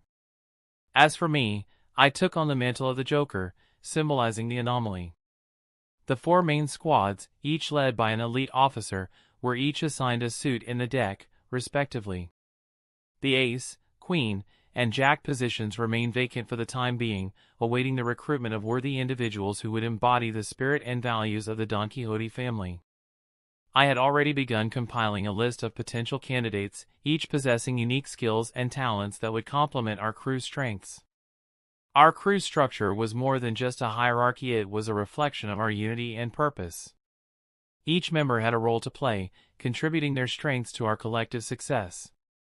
And as we continued to grow and expand our influence, our bonds would only strengthen, solidifying our place in the treacherous world of piracy. Ross, promise me you'll prioritize your safety above all else. Doffy's voice held a hint of concern as he clasped my shoulder, his gaze filled with brotherly affection. Despite his tough exterior, I knew he harbored a deep-rooted worry for my well-being as I embarked on the journey to East Blue in search of the flame fruit. I returned his gaze with a reassuring smile, determined to ease his apprehension. Don't worry, Doffy. I'll be back before you know it, and with that devil fruit in hand, I replied confidently, though I couldn't shake the sense of foreboding that lingered in the back of my mind. As Doffy handed me a transponder snall for communication, I felt a surge of gratitude for his unwavering support. With Diamante by my side, we set out on our journey, ready to face whatever challenges lay ahead in our quest for the flame fruit. Leaving Down's Island felt like stepping into a whole new world. The salty air greeted us as we boarded a small boat, heading towards the distant shores of East Blue. The ocean stretched out endlessly before us, both scary and exciting. Our journey started with lots of excitement and some nervousness, too. Leaving behind our familiar home was tough, but we were determined to explore new places and make exciting discoveries. As we sailed on, days turned into weeks. We saw so many amazing things along the way. Tropical islands with lush green forests and clear blue waters looked like paradise compared to the rough terrain of Down's Island. We faced storms and tricky waters, but we never gave up. With each passing day, our anticipation grew. We were ready for whatever adventures lay ahead in East Blue. 1736, 1737, 1738. I counted each push-up, feeling the weight of exhaustion pressing down on me like a boulder. But I persevered, knowing I hadn't reached my limit. It had been over a month since we began our hunt for the famed logia fruit. While crossing over to East Blue from Downs Island took only 3 weeks, finding Sixus Island was proving to be a different challenge altogether.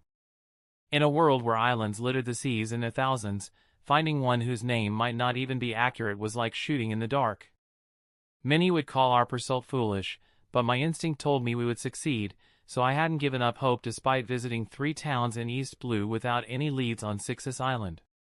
So, as we ventured on the hunt for the devil fruit, I immersed myself in training. Boom, boom. The faint sounds of shells exploding caught my attention. Using my observation haki, I probed the area around the caravel, but there were no signs of any ships. I understood that there must be a fight nearby. Diamante emerged from inside and began observing our surroundings. He must have heard the cannon fire too. After a minute or two, we could still hear faint cannon explosions. That's when Diamante spotted the source of the sound. There, it seems they'd caught a big fish, ha ha. I could see a huge merchant ship besieged by 2 pirate ships.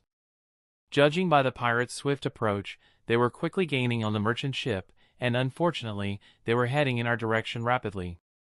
We had no intention of interfering with the ongoing piracy. After all, we were pirates ourselves. However, before we could turn our caravel and move, one of the pirate ships moved to intercept our path. Simultaneously, a cannonball hit the main mast of the merchant ship, shattering it and causing the vessel to slow to a complete stop near our caravel. Chapter 8. A couple of shells were fired in our direction, and Diamante quickly moved to intercept them. With a swift motion, he pulled out his sword and deflected the shells back into the sea. It was clear that these pirates considered us their prey, but they were sorely mistaken. This wasn't the first time we had encountered such attackers, and I had already sent many of them to a watery grave. Diamante, having little experience in the New World, regarded these East Blue pirates as little more than a joke. For me, they were simply training dummies to hone my skills. After Diamante deflected a few more shells, I observed as the pirates from the first ship began boarding the merchant vessel, armed with cutlasses, pistols, and other weapons. Using my observation HAKL, I could sense the chaos unfolding on the ship. A few armed soldiers tried to fend off the pirates, but they were quickly overwhelmed. Amidst the screams and threats, it was clear that the situation on board was dire. As the second pirate ship closed in on us, more than 10 goons landed on our caravel, surrounding us with pistols and other weapons drawn. "You're lucky to have avoided our cannon shots," a man close to 3 meters tall announced, jumping from the pirate ship with a massive 2-sided battle axe in hand. "But your luck ends here.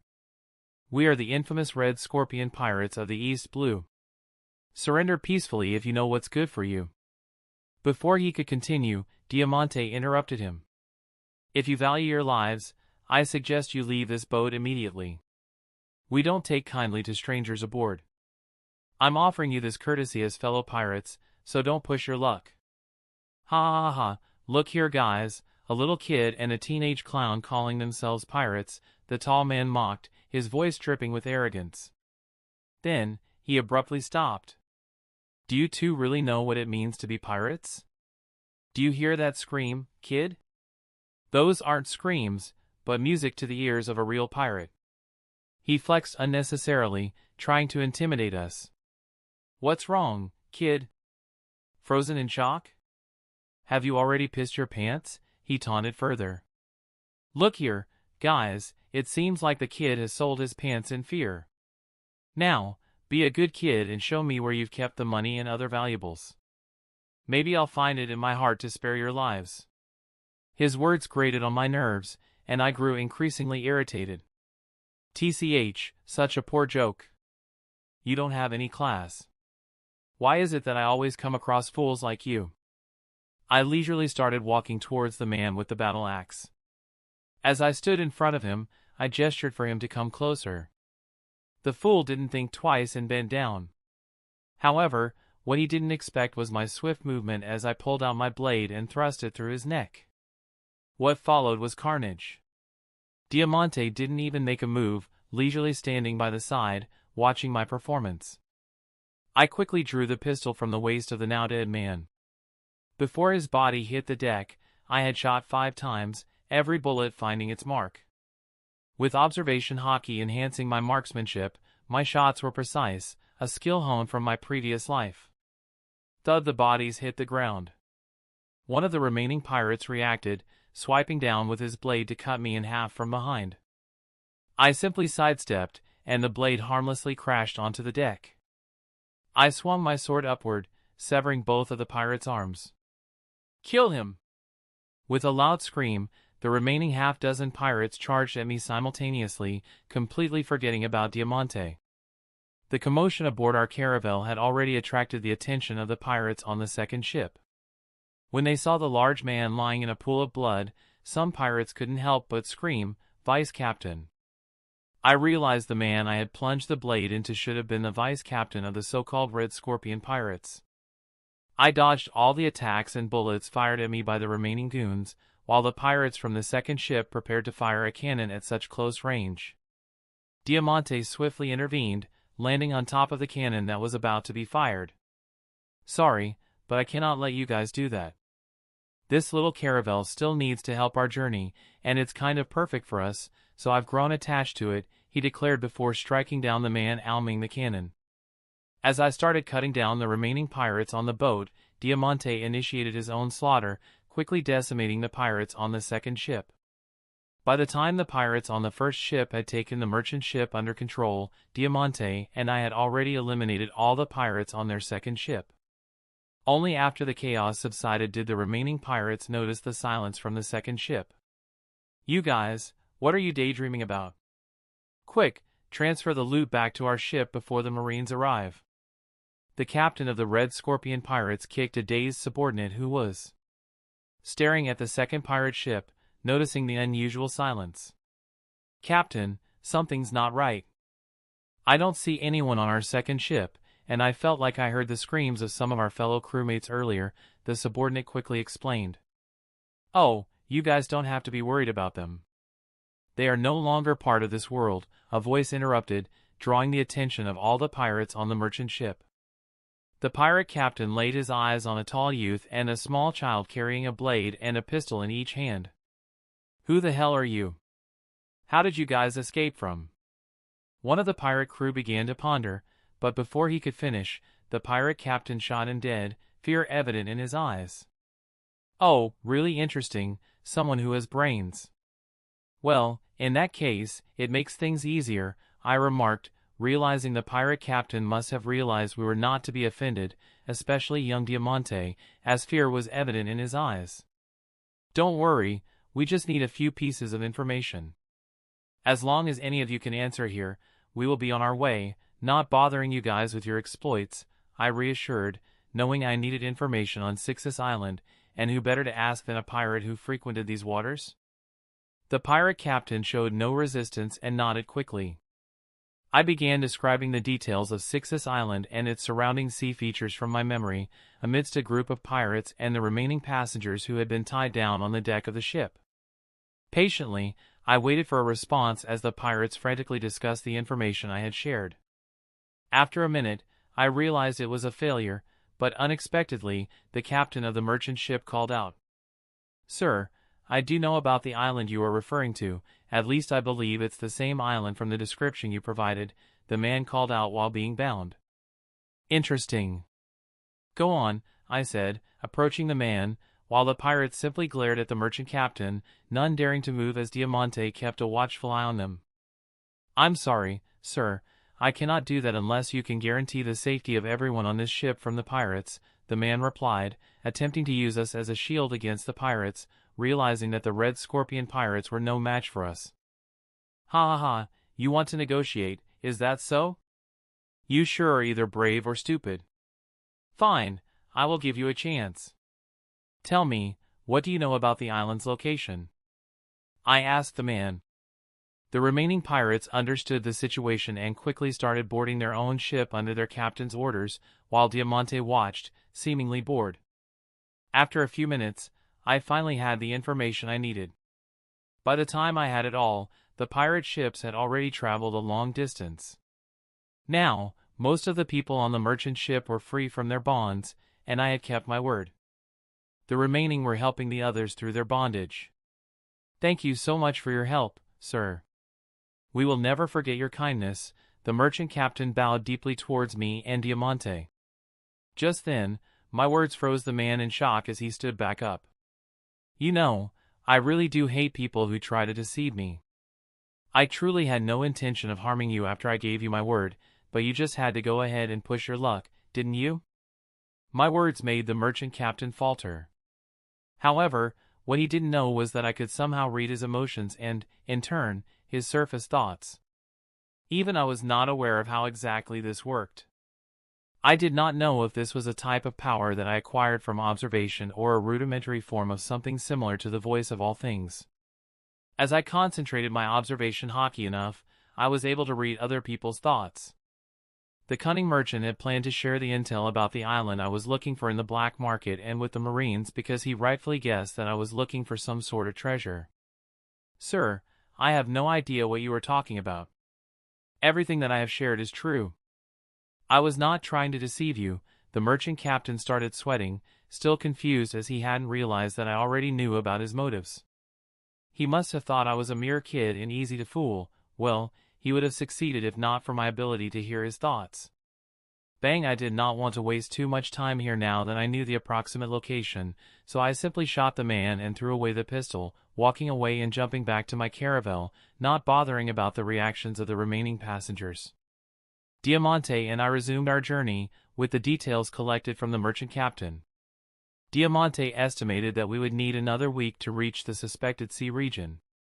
"Diamante, let's first stock up on a nearby island before we venture into Sixus Island. If everything goes well, we should be back home within a month or two at worst," I said, and with that, Diamante set course to a nearby island, which had a town where we could restock. After a week of travel, according to the acquired information, we were finally able to pinpoint the sea area where the island we were looking for happened to be. The sea in this particular area was much rougher than the normal condition of the East Blue Sea, more akin to the Sea of the Grand Line. Finally, after 2 hours of rough sailing, I laid my eyes on an island that resembled Sixus Island in my memory. I instinctively knew that this was the island I was looking for. I also saw a tall cylindrical landmass at the center of the island and huge birds flying around the landmass, probably using it as their nest. The island was not as barren as I believed, as it was surrounded by lush vegetation, which didn't bother me much because I had already taken enough precaution and stocked up on enough resources, even if the island lacked sustenance. With my confirmation, Diamante carefully sailed the little caravel through the turbulent waters. I had to say, Diamante is a decent navigator and helmsman, and I knew for a fact that if it were me sailing, the caravel would have already been in pieces. After we reached ashore, as per Diamante's suggestion, we pulled the caravel onto the island because he estimated that the sea was too turbulent to let the caravel be anchored on the water. Pulling such a small caravel was something that even I could do with my current strength. Chapter 9. Phew, at last, Diamante. Now all we have to do is carefully scour this entire island for that devil fruit, I expressed in delight after we had tied the caravel to a tree after pulling it ashore. Screech! I heard an annoying bird cry, and I detected with my observation haki that the birds had finally taken notice of our arrival and started approaching us, thinking of us as prey. But Diamante quickly dispatched the first 2 birds that made it near us. It seems like this island is filled with some interesting creatures. What say we split up and use this as a training session? This way, we can scour the island faster, Diamante suggested, as this was a pretty huge island, and we would need weeks if we scoured this island together. So, it was better to split up. You're right.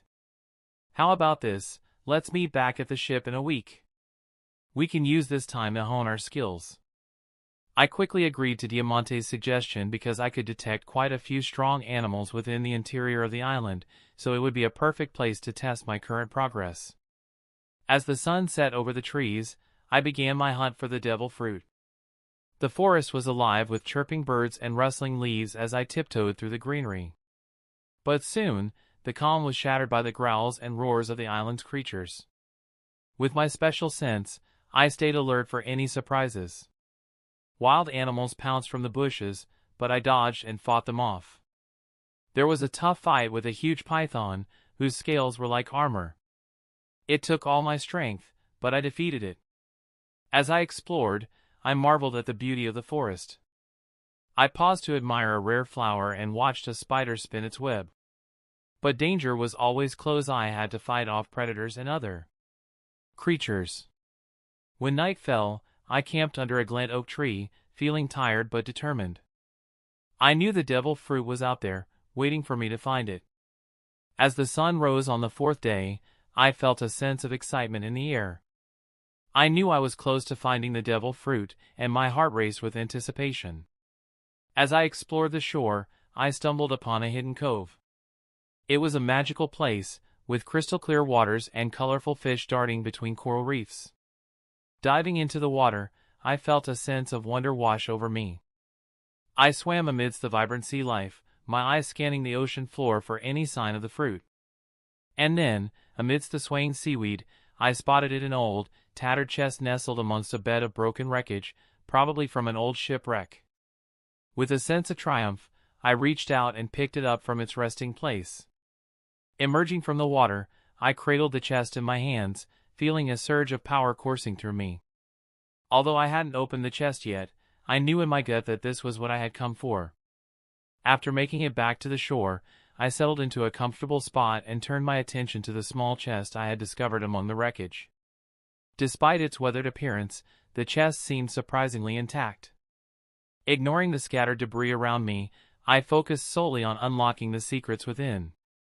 With 2 swift strikes, the lock yielded, allowing me to pry open the chest. To my surprise, the interior remained relatively untouched by seawater. Among the few items nestled inside old maps, a logbook, a broken log pose. One item in particular caught my eye, a round, orange fruit adorned with flame-shaped patterns and a swirled stem at the top. My initial instinct was to consume the fruit immediately, but I resisted the urge. I knew that if Doffy couldn't acquire the Goro Goro no Mai, this fruit could serve as a worthy substitute. Determined to choose wisely, I carefully returned the fruit to the chest and rose to make my way back to our ship, the potential of the devil fruit swirling in my mind. I waited aboard the ship as agreed, and on the morning of the 7th day, I spotted Diamante approaching with a triumphant smile on his face. Initially puzzled, my confusion turned to joy as he revealed a makeshift bag containing a pear-shaped, crimson-colored devil fruit. While I couldn't identify its type, the sight of an additional devil fruit thrilled me. Never had I imagined finding 2 devil fruits on the same island. "Hee hee, Ross, it seems like I've won this time," Diamante taunted, but my response left him momentarily stunned. "That's not the devil fruit we're seeking," I smirked, leading him to realize the truth. "You mean this isn't the Maramara no Mai? Then what kind of devil fruit is this?" Diamante's excitement mirrored mine as he saw me bring out another small chest, indicating that I had found our original goal. "This, my friend, is the Maramara no Mai. Would you like to consume it?" I offered, though it was more of a test. I needed to be certain that Diamante wouldn't betray my brother, Doffy, as the Diamante I knew from canon might not be the same in real life, so I had to be sure. However, my fears were unfounded. Diamante immediately declined, insisting it was better to give such a powerful fruit to Doffy to ensure his limitless future potential. I respected his decision and turned my attention to the other fruit. "What about this one? Are you willing to take the risk?" I inquired about the crimson fruit, but Diamante's response only widened my smile. If it were earlier, I might have taken the chance and consumed any devil fruit available. But now, no. If I want to stand by Doffy's side in the future, I need strength. My talent doesn't compare to that of Doffy and Virgo, let alone a monster like you.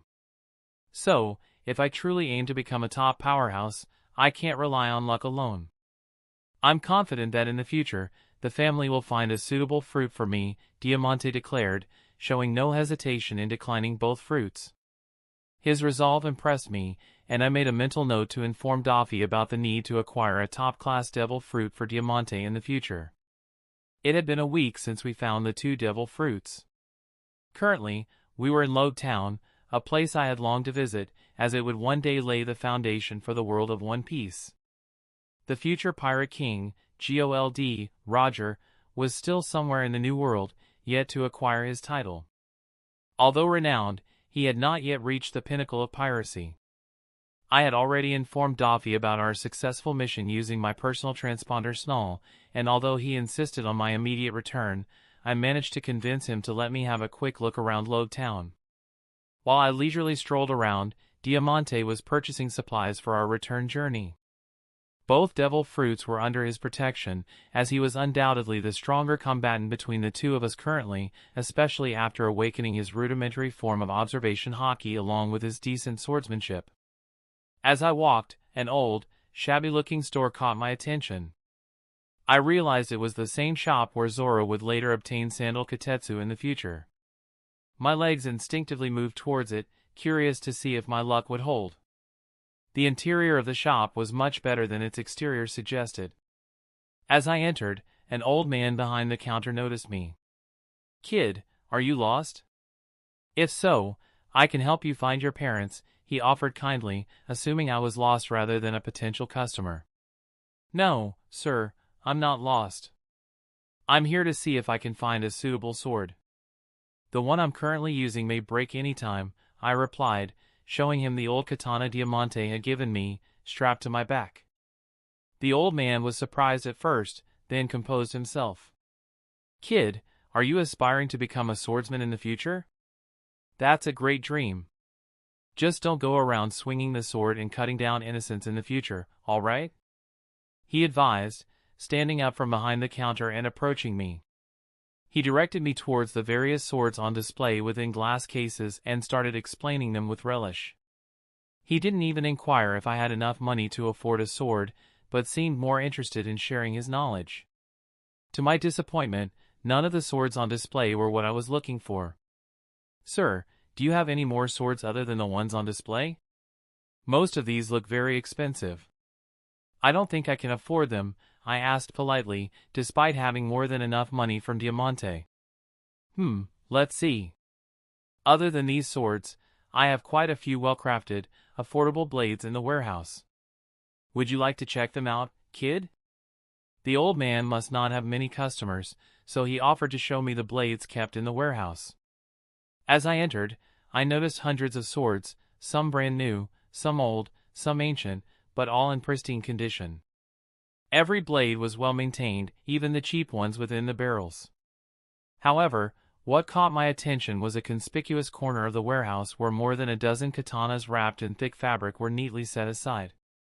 I moved towards them, and the old man followed me. "Sir, what about these swords? Are they for sale? If they are, I would like to look at them." I pointed at the dozen or so swords wrapped in thick fabric. The old man hesitated for a few moments, then replied, "Kid, I suggest you look into other weapons from the warehouse. Although I don't strongly believe in the concept, every sword here is believed to be cursed in some form. These swords have been collected by my family for generations from various sources. People often threw these swords at us, thinking they were cursed, in exchange for chump change. We acquired all these fine swords at a dirt cheap price. Although I don't believe in cursed swords much, I can't have a kid like you buying such swords. Why don't you select something else?" The old man patiently explained, but I couldn't resist my curiosity. Under his watchful eyes, I started unwrapping the blades and checking them one at a time. The 7th blade that I unsheathed was the sword I was looking for. I felt an eerie feeling when I grabbed the blade. This was Sandal Katetsu, the blade believed to be cursed according to One Piece lore. Its wielder is believed to become cursed and destined to suffer horrible deaths. As an aspiring swordsman, I had learned how to determine the quality of swords from Diamante, and I studied the blade in my hand carefully without missing an inch. After careful examination, I was more than satisfied. She was a beauty. I carefully sheathed the blade and went back to examine the remaining ones. Although most of these blades were top quality, none matched Sandal Katetsu, so I stood up with the blade I had selected in hand. "Sir, I would like to buy this blade, please quote me the price." I showed the blade that I had picked to the old man.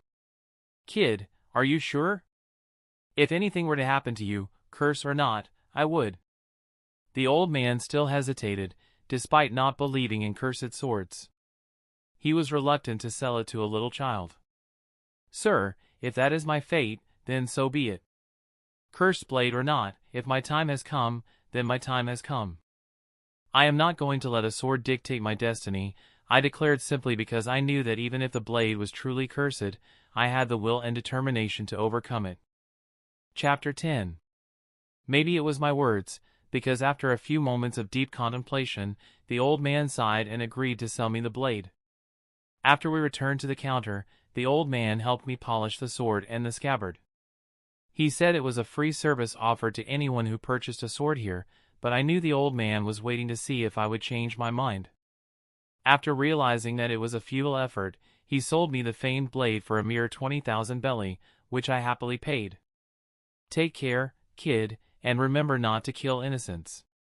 It's believed that the more good deeds you do, the less the curse affects you," the old man advised as I exited the shop. I simply smirked without answering the old man, and I left the shop. Just as I exited the shop and walked about a few hundred steps, a commotion caught my attention. I used observation haki to scan my surroundings, and I was surprised to see a lot of Marines quickly converging on my location from different directions.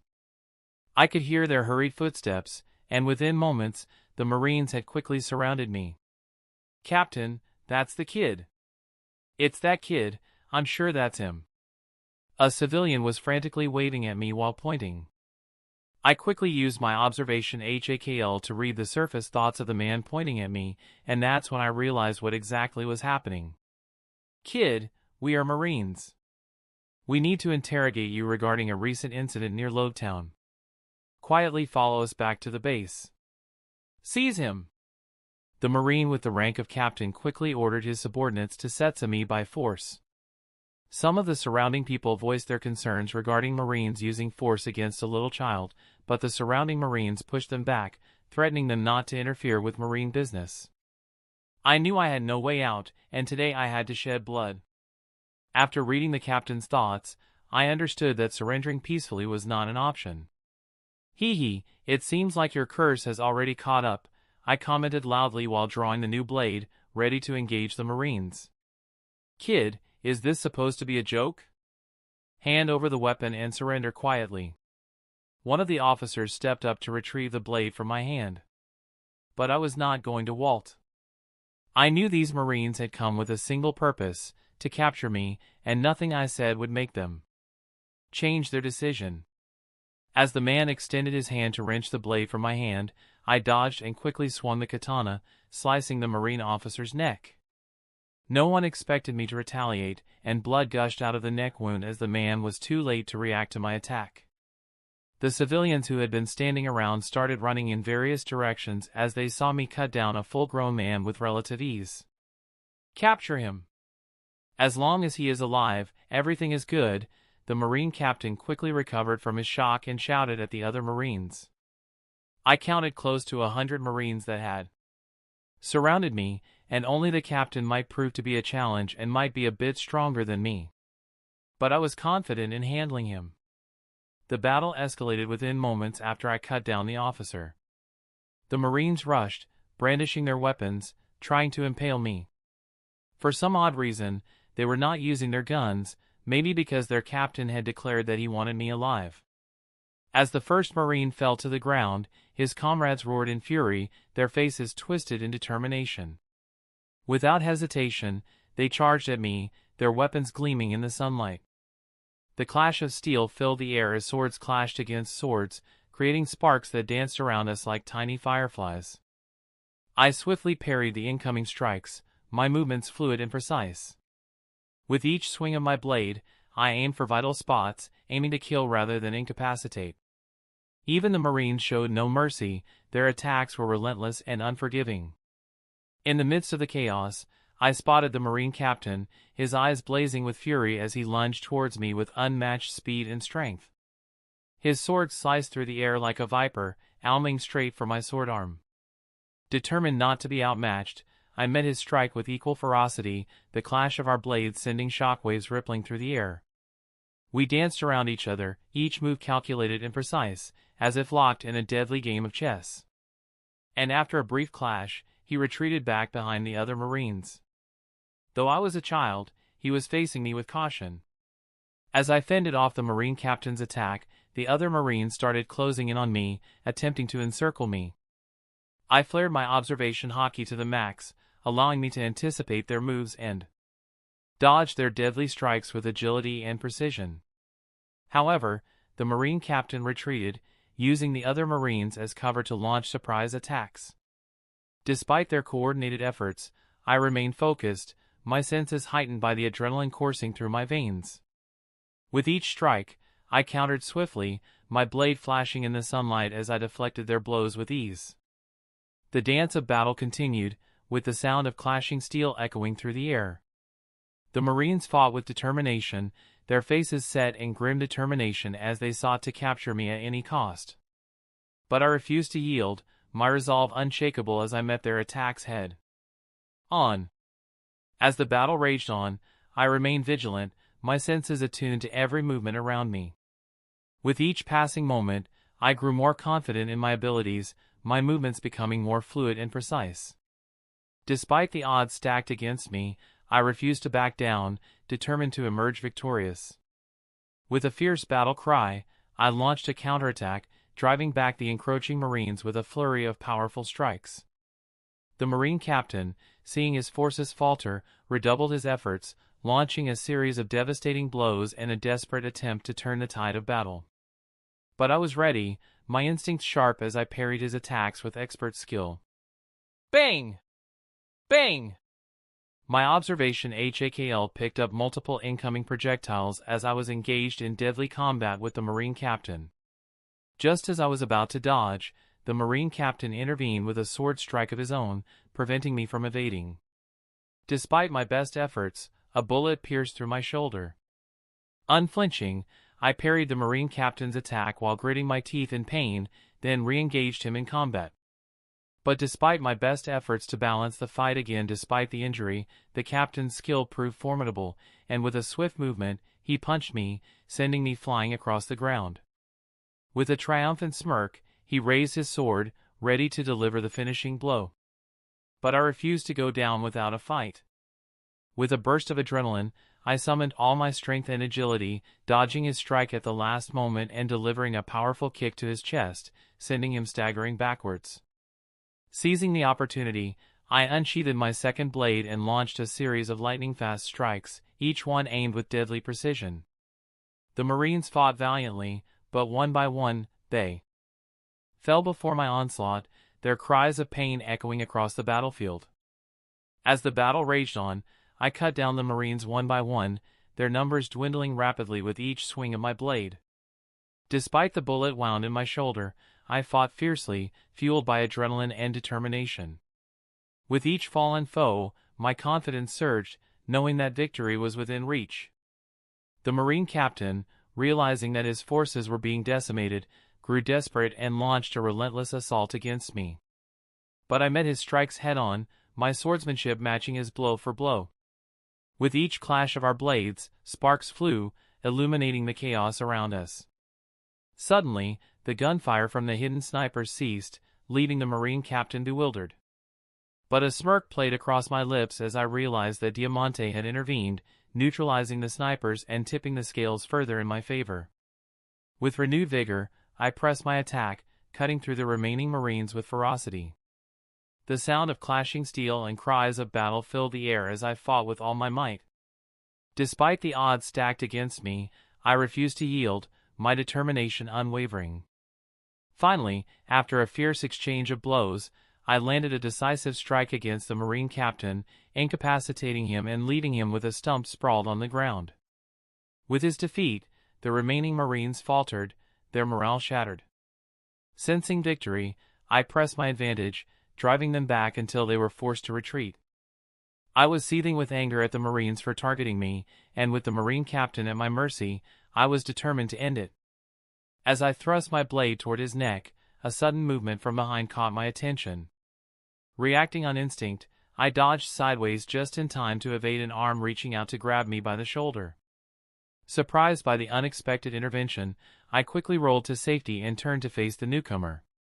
Standing before me was a man I immediately recognized, Monkey D. Dragon, albeit younger and still clad in a Marine uniform.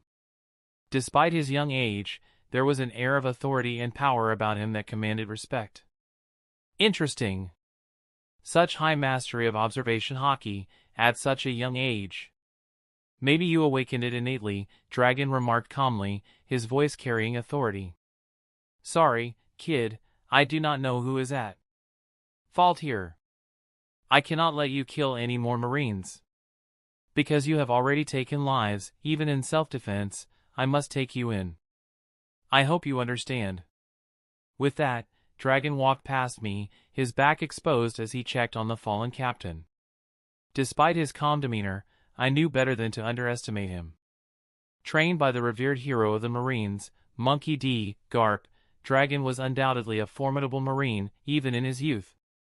As I observed Dragon, I caught sight of a few brave onlookers who remained, watching the events unfold. From the corner of my eye, I saw Diamante drawing his blade, poised to intervene. But I knew better than to let him face Dragon. Even with his strength, Diamante would be no match for the trained Marine. With a subtle gesture, I signaled to Diamante not to intervene. I couldn't risk him falling into the Marine's hands, especially with the devil fruits in his possession. I had to face this problem alone. Meanwhile, Dragon had already tended to the wounded captain, halting the bleeding from the stump of his arm. The epaulet on Dragon's uniform indicated his rank as Rear Admiral, confirming my suspicions of his formidable strength. Despite the odds stacked against me, I held both my blades at the ready, refusing to back down. Are you sure you want to do this, kid? I promise you, unlike the other Marines here, you will not be subjected to any harm if you surrender peacefully, Dragon said, still with a calm tone, trying to convince me to surrender. But I had other plans. I rushed forward, swinging both my swords frantically around like a madman. Unlike my earlier finesse and swordsmanship, my current display was anything but elegant. My strikes were totally random, hitting the ground, the surrounding walls, and anything that impeded my path. However, Dragon simply dodged these attacks as if he were taking a walk in the park. Suddenly, he vanished and reappeared behind me with a chop aimed at knocking me out, but my observation haki allowed me to track his movements, despite his speed. I quickly crouched and swung both my swords behind me. Dragon caught both swords with his arm, but I knew he was using armament haki to coat his arm. Although I couldn't use it, I could instinctively feel it. Even the famed cursed blade could not tear through Dragon's skin. While I tried to pull back the swords, none of them budged as they were clutched by Dragon's grip. So, I gave up on my swords and quickly retreated. I unholstered a pistol from my back and started firing, but Dragon simply swatted the bullets like flies. To all my dedicated readers, I want to extend my deepest gratitude for your unwavering support on this exhilarating journey of storytelling. Your enthusiasm fuels my passion for crafting immersive worlds and unforgettable characters. For those eager to dive into the next chapters of our One Piece saga before anyone else, I invite you to join me on Patreon.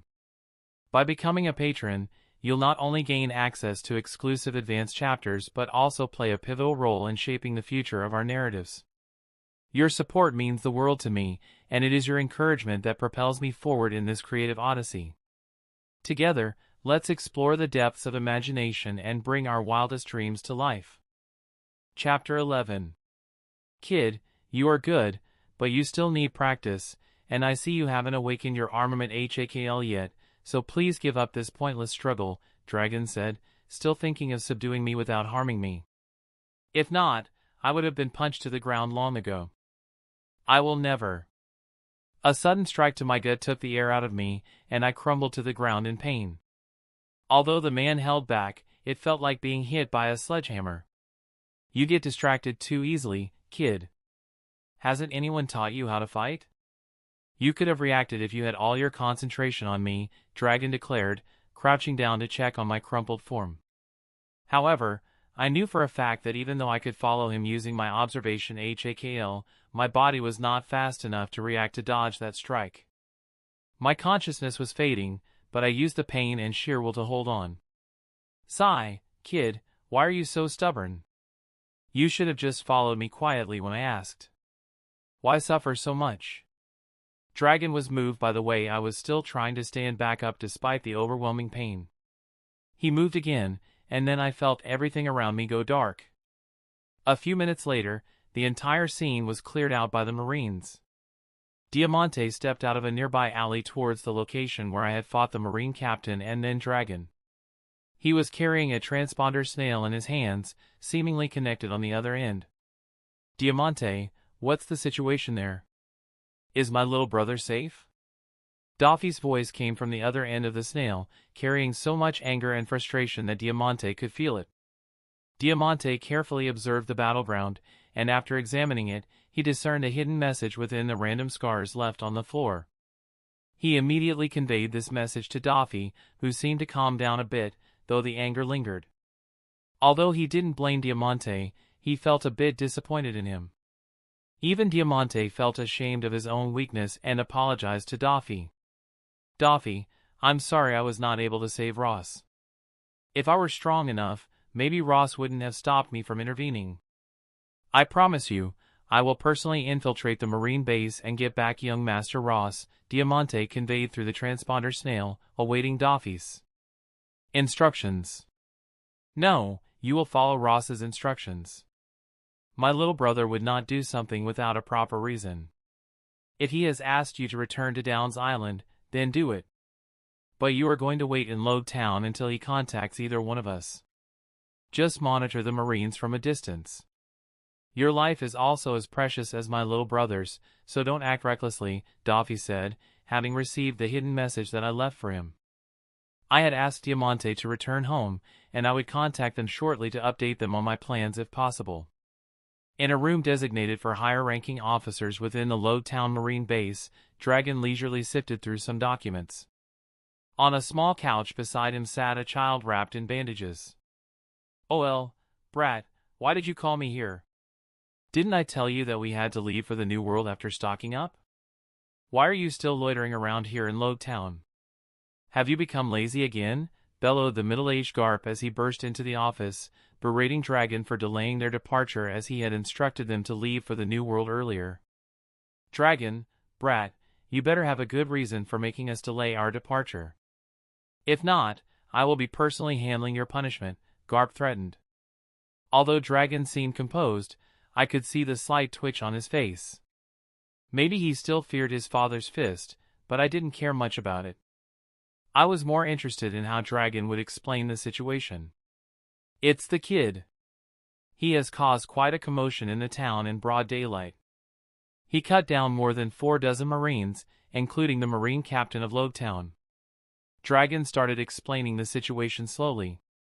The moment Garp heard that I had killed Marines, his demeanor shifted to that of a dangerous, bloodthirsty beast. "Calm down, old man.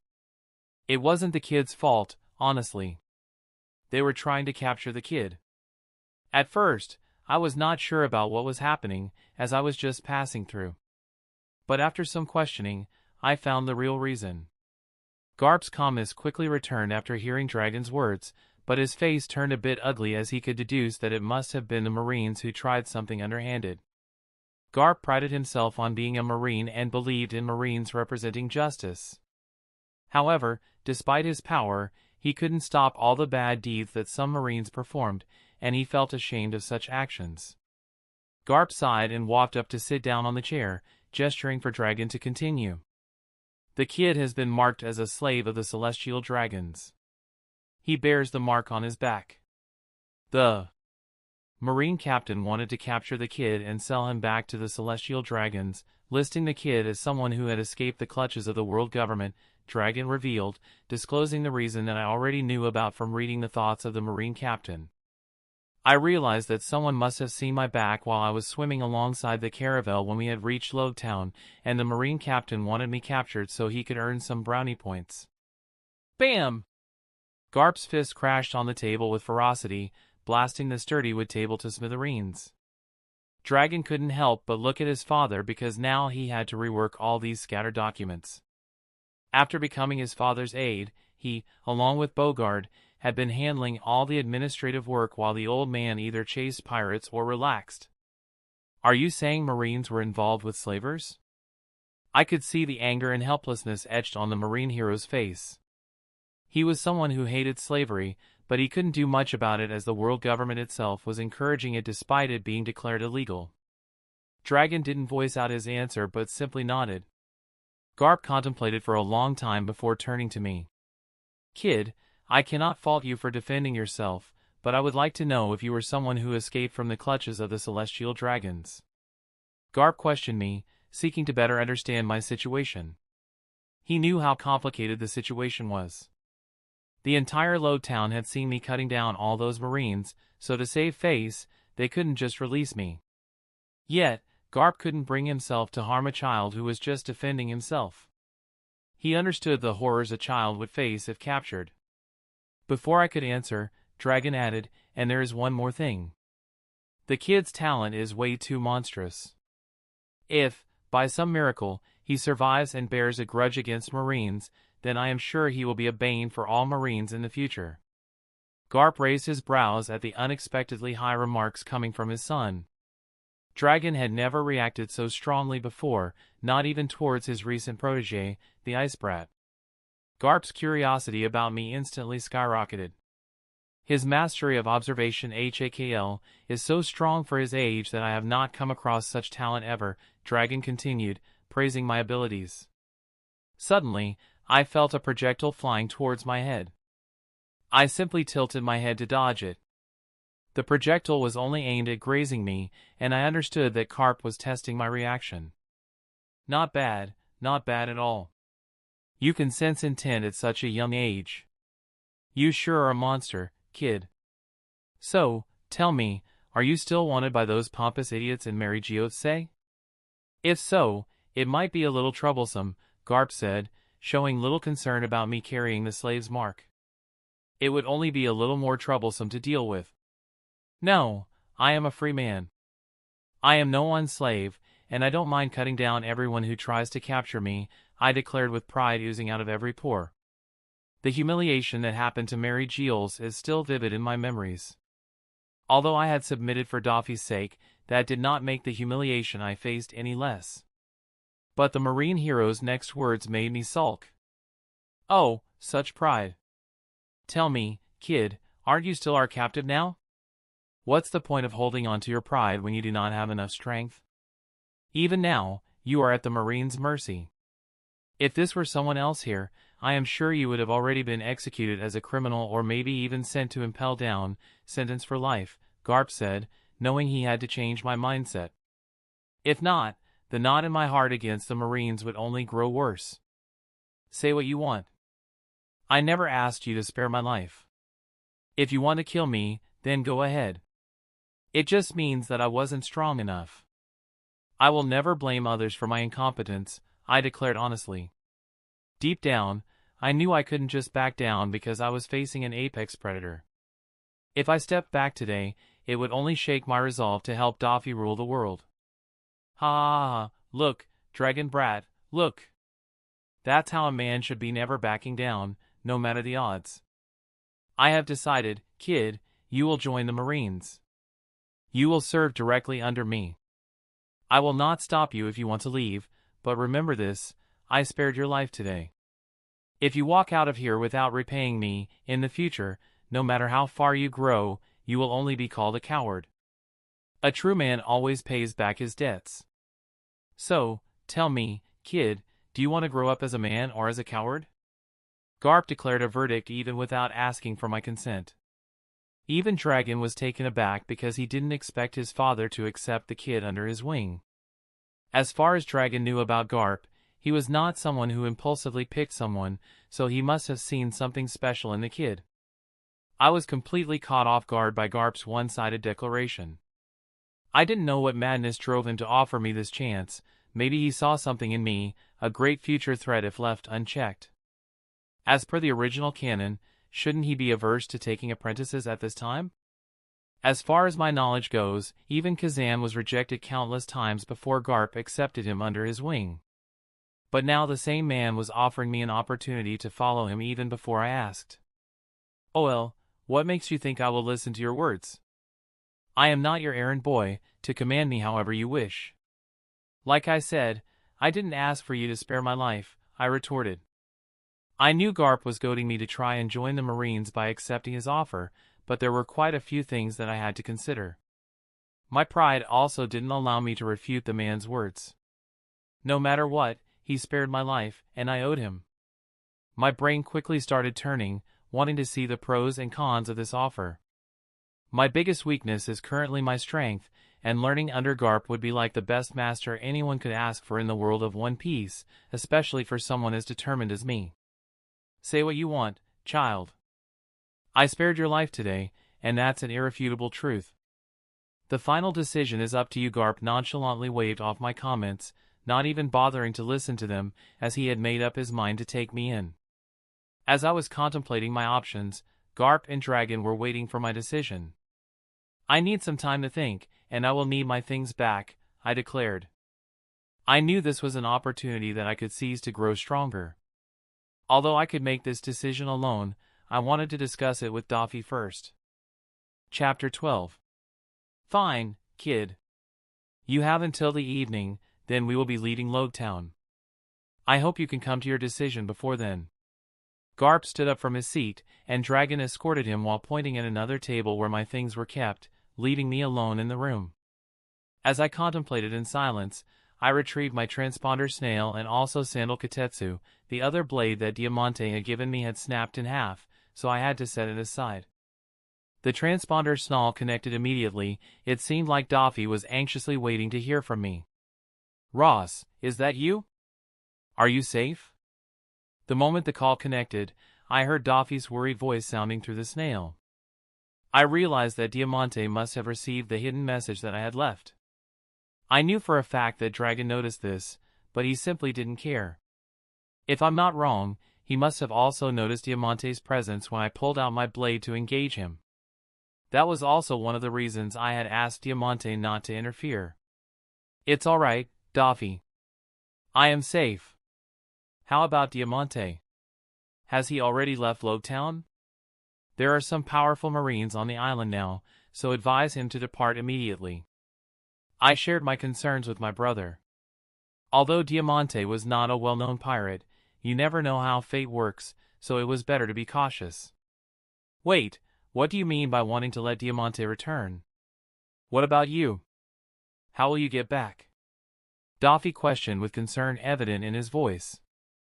I slowly started explaining exactly what happened and the offer that I had received from Garp to study under his wing. Meanwhile, in the corridor, Dragon was following Garp, who had just returned after interrogating the now imprisoned Marine captain. Old man, why are you so interested in that kid? What makes him so special? Dragon was confused because of the extent of interest Garp was showing in this matter. Heh, brat, do you have any idea who that kid is? Without pausing to wait for an answer, he continued, he is a former celestial dragon. The kid is from the Donquxote family. The entire news about the kid has been sealed by the world government. Garp shared the top secret information that he had recently come across. The moment Dragon heard this, he was shocked. A celestial dragon bearing the symbol of a slave? What kind of madness was this? Looking at his father, who was steadily walking in front, he could not help but ask. Don't you hate them? So why are you helping the kid? Dragon couldn't help but ask his father about the doubts in his mind. Garp stopped abruptly and turned to face Dragon. Brat, do you still think that the kid still holds the privileges of those scoundrels? He has fallen, moreover, he is just a child who wanted to defend his freedom, and I cannot fault him for that. But if left alone, like you said, he will hold deep resentment towards the Marines, and I cannot have that. He is a conqueror. I can see that his power lies dormant within him. I'm not sure if even the kid realizes how much power he holds deep within him. As a Marine, I could not fulfill my dreams, but I feel it in my gut. Maybe, just maybe, this kid will pave the way for a new future. It's more like a gamble. Ha ha ha, well, what's the worst that can happen? Garp then started walking again to finish the preparations for his upcoming voyage, while Dragon hastily followed him. As evening inched closer, I waited for Garp. I had already made the decision to stay back and join the Marines under Garp's wings until I could learn everything from him. I wasn't ungrateful enough to up and run the moment I gained all my knowledge. Convincing Doffy was a challenge because he was adamant about having me return. However, I patiently explained that we were not strong enough to pursue our ambitions yet, and we needed to grow much, much stronger. It was a good thing that I had already left the details about the probable devil fruit's location with Doffy, otherwise, it would have been a big hassle. I did not know how long I was going to be under Garp's care, but having future knowledge was an added advantage for me. So, I knew I would eventually be quitting the Marines later down the line. I had even suggested to Doffy that he send out Virgo to join the Marines in the near future. In the canon, Virgo only grew strong enough to reach the position of Vice Admiral, but I had other ideas. And to rule the world, eventually, we needed the Marines under our control, so I planned on having Virgo join the Marines earlier and grow far beyond his canon self. I had also suggested getting a certain devil fruit for Virgo, which I knew was in the New World. But the current Donquxote pirates stood no chance. However, in a few years, maybe just by some blind luck, they might get their hands on the fruit that I had envisioned for Virgo. I had promised Doffy that I would keep in constant touch with him, and having first-hand information by being next to Garp was an added advantage for the growth of the Donquxote pirates. I did not feel bad about acting as a spy because I did not hold any attachment to Garp. Maybe in my old life, I might have liked the character, but this was real life, so I had to set my priorities straight. I was resolved to put out a few of my conditions before I joined the Marines. The door to the room opened, and Garp walked in, followed by who I believed should be Bogard. So, kid, have you decided yet? Quick, we need to set sail soon. Garp leisurely wandered into the room and turned to me while questioning. Bogard from the side was curiously eyeing me because of Garp's recent interest in me. I don't mind joining the Marines, but I have a few conditions of my own. If you can promise me these, I can join the Marines, I declared. Garp, who was nonchalant, now showed an interested look. He had believed the stubborn kid would refuse, but now he was offering conditions, so he wanted to know exactly what my conditions were. I will only be under your direct command, and I don't want to be transferred under any circumstances. You will promise never to order me to act against my family, as I am sure you are already aware of my true identity. You will personally teach me without holding anything back. I will not be forced to accept any sort of promotion and the responsibility that comes with it. I will be allowed to carry my personal transponder, and you should swear never to intercept my communications. Lastly, if there ever comes a day when you cannot defend the justice you believe in your heart, you will personally relieve me from the Marines. I put forth all the conditions that I had in my heart that would not hinder or restrict my actions in the future. Garp squinted his eyes dangerously, while Bogard at the side had an amused smile plastered on his face. Kid, those are some steep conditions. Even a potential admiral candidate would not have such blatant demands.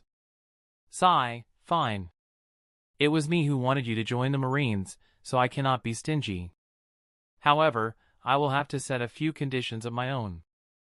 I don't have an issue with you carrying your personal transponder snail, but I need your word that you will never leak any of the Marine secrets. And as for training, any secret manuals that I share, you have to promise not to share with others. The experiences that you gain on HAKL are your own effort, so I won't restrict them. Finally, as long as I personally don't relieve you from the Marines, you must promise me not to betray the values of a Marine and stay a Marine. Garp put forth his own conditions and couldn't help but unconsciously pout because the man had blocked most of the loopholes that I had left. Especially agreeing to his words would make me unable to share crucial intel with Doffy, but then Virgo can bear that burden in the near future, and I couldn't share the training manual of Marines that could have helped my family. However, regarding quitting the Marines, he must have been confident that his resolve wouldn't waver. But I knew in the future that there were instances where Garp stood by the side even when he knew what was happening was absolutely against the justice he believed in and couldn't do anything about it. So, after some contemplation, I spoke up. "Fine, then, I agree to all your conditions?" With that statement, my journey with the Marines officially started. As the agreement settled, I found myself amidst the hustle and bustle of the Lowtown Marine Base, preparing to embark on the massive marine warship that would become my new home.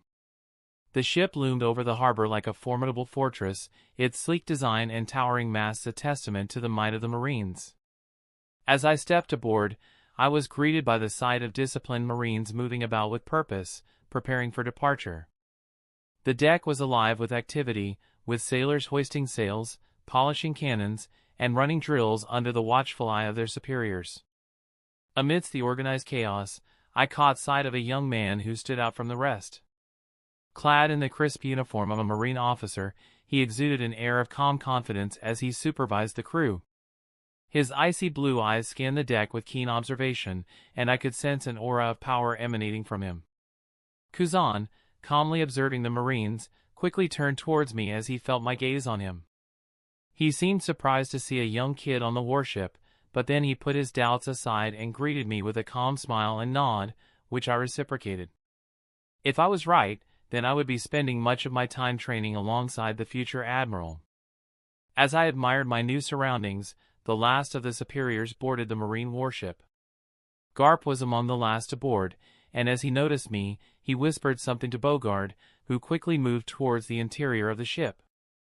After relaying a few instructions to the other Marines, Garp gestured for Corazon to come closer as he moved towards me. Corazon immediately moved to greet his mentor. "Ice Brat, meet. Kid, what's your name, by the way?" Garp quickly turned to me, wanting to know my name. I gave him a bland look but ignored him, stepping forward and stretching my hand toward young Corazon. "T.M. Ross. I have recently been accepted under Garp Sensor's tutelage." I confidently shared my first name, as I had no plans of revealing my family name, thinking it was of no great significance. Corazon was once again surprised by the amount of maturity I displayed and shook my hand while introducing himself. "Kid, you will be a chore boy from today onwards. I hope you will not slack on your duties just because I took you in as a special recruit," Garp declared, while Bogard passed a Marine shirt that was surprisingly my size. I knew that Garp had the power to assign me to a higher position, but I did not care about it. Gaining prestige within the Marines was not my concern, my single goal was to grow strong. 2 days had flown by since I unofficially became a Marine. My days were spent doing chores, but I didn't mind. Garp, my mentor, promised he'd start training me once my tasks were done. So, I worked hard, doing almost everything on my own while the others lagged behind. Scrubbing the deck and shining cannons became part of my routine. Garp watched me from afar, impressed by how fast I worked compared to the others. Chapter 13. When I finished, I stood before Garp, waiting for his feedback. He came over, looking surprised and proud. "Kid, you've done better than I expected," Garp said, sounding pleased. "Thanks, Garp Sensel," I replied, feeling grateful. Garp then looked at Corazon, another new Marine under his wing, and then back at me. "From now on, you'll train with Corazon," Garp announced. "He'll be your partner, helping each other improve." Corazon, now 19 years old, looked hesitant when Garp ordered us to train together. He was worried that his strength might be too much for me, considering he was a decade older. However, Garp simply smiled, took off his Marine coat, and asked the other Marines to clear the space on the deck. I understood what was happening, so I quickly walked to the opposite side of Corazon and took a guard stance, ready for the fight. "Ice Brat, no using your ice powers," Garp commanded sternly. "This will be hand-to-hand combat only. If you resort to elementalization, you lose." Garp's declaration made it clear he wanted to assess my true strength. I wasn't sure if I could win against Corazon, as my only advantage was observation haki. I didn't even know if Corazon had learned haki yet, given his recent entry into the Marines. Despite his initial skepticism, Corazon got into a fighting stance, ready to begin our training session. As Corazon and I squared off on the clear deck, tension filled the air. Garp's eyes flickered with anticipation as he watched us, ready to gauge our abilities. Corazon lunged forward with a swift jab, aiming for my midsection. With a quick sidestep, I evaded his attack, feeling the rush of air as his fist whizzed past me. His movements were aggressive, reminiscent of a street brawl, lacking finesse but brimming with raw power. I maintained my focus, relying on my observation haki to anticipate his next move. As Corazon pressed on, throwing a flurry of punches and kicks, I weaved through his attacks with precision, each movement calculated to avoid his strikes. Despite his lack of refinement, Corazon's strikes carried significant force. I could feel the impact of each blow as they grazed past me, testing my agility and reflexes. His determination was evident, his eyes locked on me with unwavering intensity. But I remained steadfast, utilizing my superior observation haki to stay one step ahead. With each dodge, I analyzed his movements, noting the patterns and openings in his attacks. As Corazon unleashed a series of rapid kicks, I ducked and weaved, narrowly avoiding each strike. Sensing an opportunity, I countered with a swift jab to his exposed side, landing a solid blow before darting away to evade his retaliatory strike. Garp watched intently, nodding in approval at my display of skill. He could see the potential in my abilities, the keen observation and quick reflexes that set me apart. Meanwhile, Corazon adjusted his tactics, recognizing the need to adapt. With a focused expression, he tapped into his newfound knowledge of armament haki, infusing his strikes with a subtle layer of hardened energy.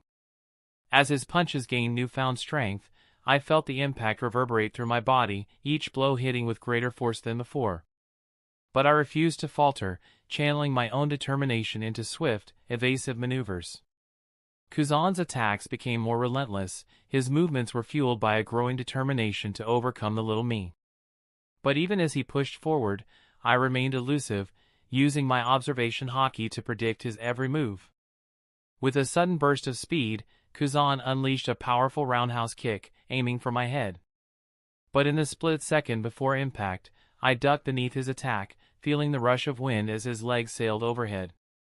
Taking advantage of his momentary imbalance, I launched a rapid flurry of strikes, landing blows with precision and speed. Corazon staggered back, momentarily stunned by the onslaught. Corazon realized that he had underestimated me. If he didn't take this fight seriously, there was a chance he might lose to a 9-year-old. With a renewed determination, he jumped back into the fight with vigor. After half an hour of intense sparring, I lay exhausted on the deck, feeling drained from the continuous use of observation haki. Corazon stood opposite me, hands on his knees, panting heavily. Sweat dripped from his brow, his shirt clinging to his skin.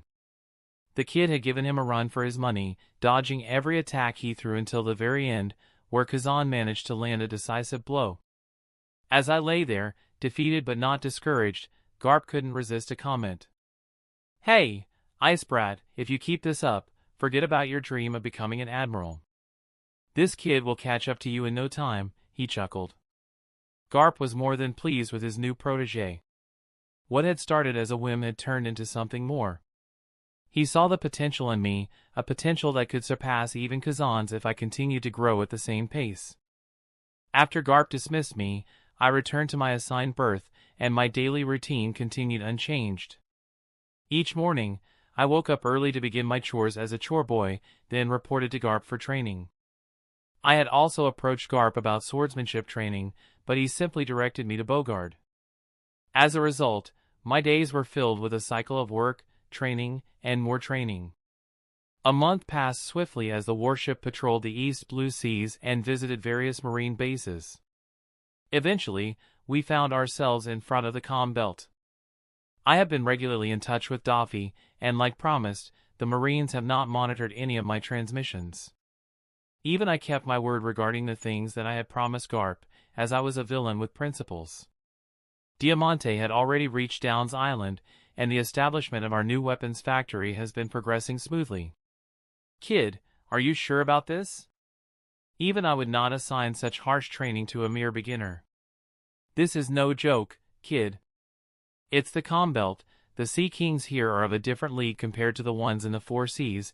Garp questioned me as I had shared my intention of swimming alongside the ship as they traversed through the Combelt. The marine ships already used the technology of Seastone developed by Vegapunk, so they could cross the Combelt with relative safety, but that doesn't mean absolute safety. That is why only marine ships with officers who could handle Sea Kings were allowed to traverse the treacherous water. I'm sure about this, Garp Sensel, I replied confidently, meeting his concerned gaze with determination. I understand the risks, but I believe it's a necessary challenge for my training. Garp regarded me for a moment, his expression serious yet contemplative. Very well, kid. If that's what you want, I won't stop you, he conceded finally. But remember, the Combelt is unforgiving. You'll need to be on high alert at all times. With a nod of understanding, I thanked Garp for his approval. Despite his reservations, I knew he trusted my judgment and respected my determination to push myself to the limit. As the marine ship traversed through the Combelt, I swam alongside it with Kotetsu strapped to my back, serving as an additional safety measure. Quite a few Marines watched my actions with awe. Is the kid mad? Why would someone swim in the Combelt? Does he have a death wish? A group of Marine soldiers animatedly discussed, puzzled by the sight of me swimming in the open sea at the same pace as the Marine warship. Ahem. Everyone's attention was drawn to a man sitting on the rails of the ship. It was none other than Bogard, who had been assigned by Garp to keep an eye on me. Garp was resting in his cabin while Dragon worked on a few documents. Suddenly, the transponder snarl started ringing. Dragon picked up the call, and a sturdy voice from the other side called out. Dragon, where is Garp? Put him on the call. Dragon turned to where Garp was resting, who had now opened his eyes and stood up. The man speaking on the other side was none other than current Marine Fleet Admiral Kong. As Garp took over the transponder snarl, he listened intently as Kong relayed the mission details. Garp, I have a mission for you. I need you to travel to Kano country in the West Blue and deal with the Happo Navy. Chinjao has recently started attacking and plundering nearby countries affiliated with the world government. These attacks include the heavenly tribute meant for the celestial dragons. I want you to go there and put an end to this menace.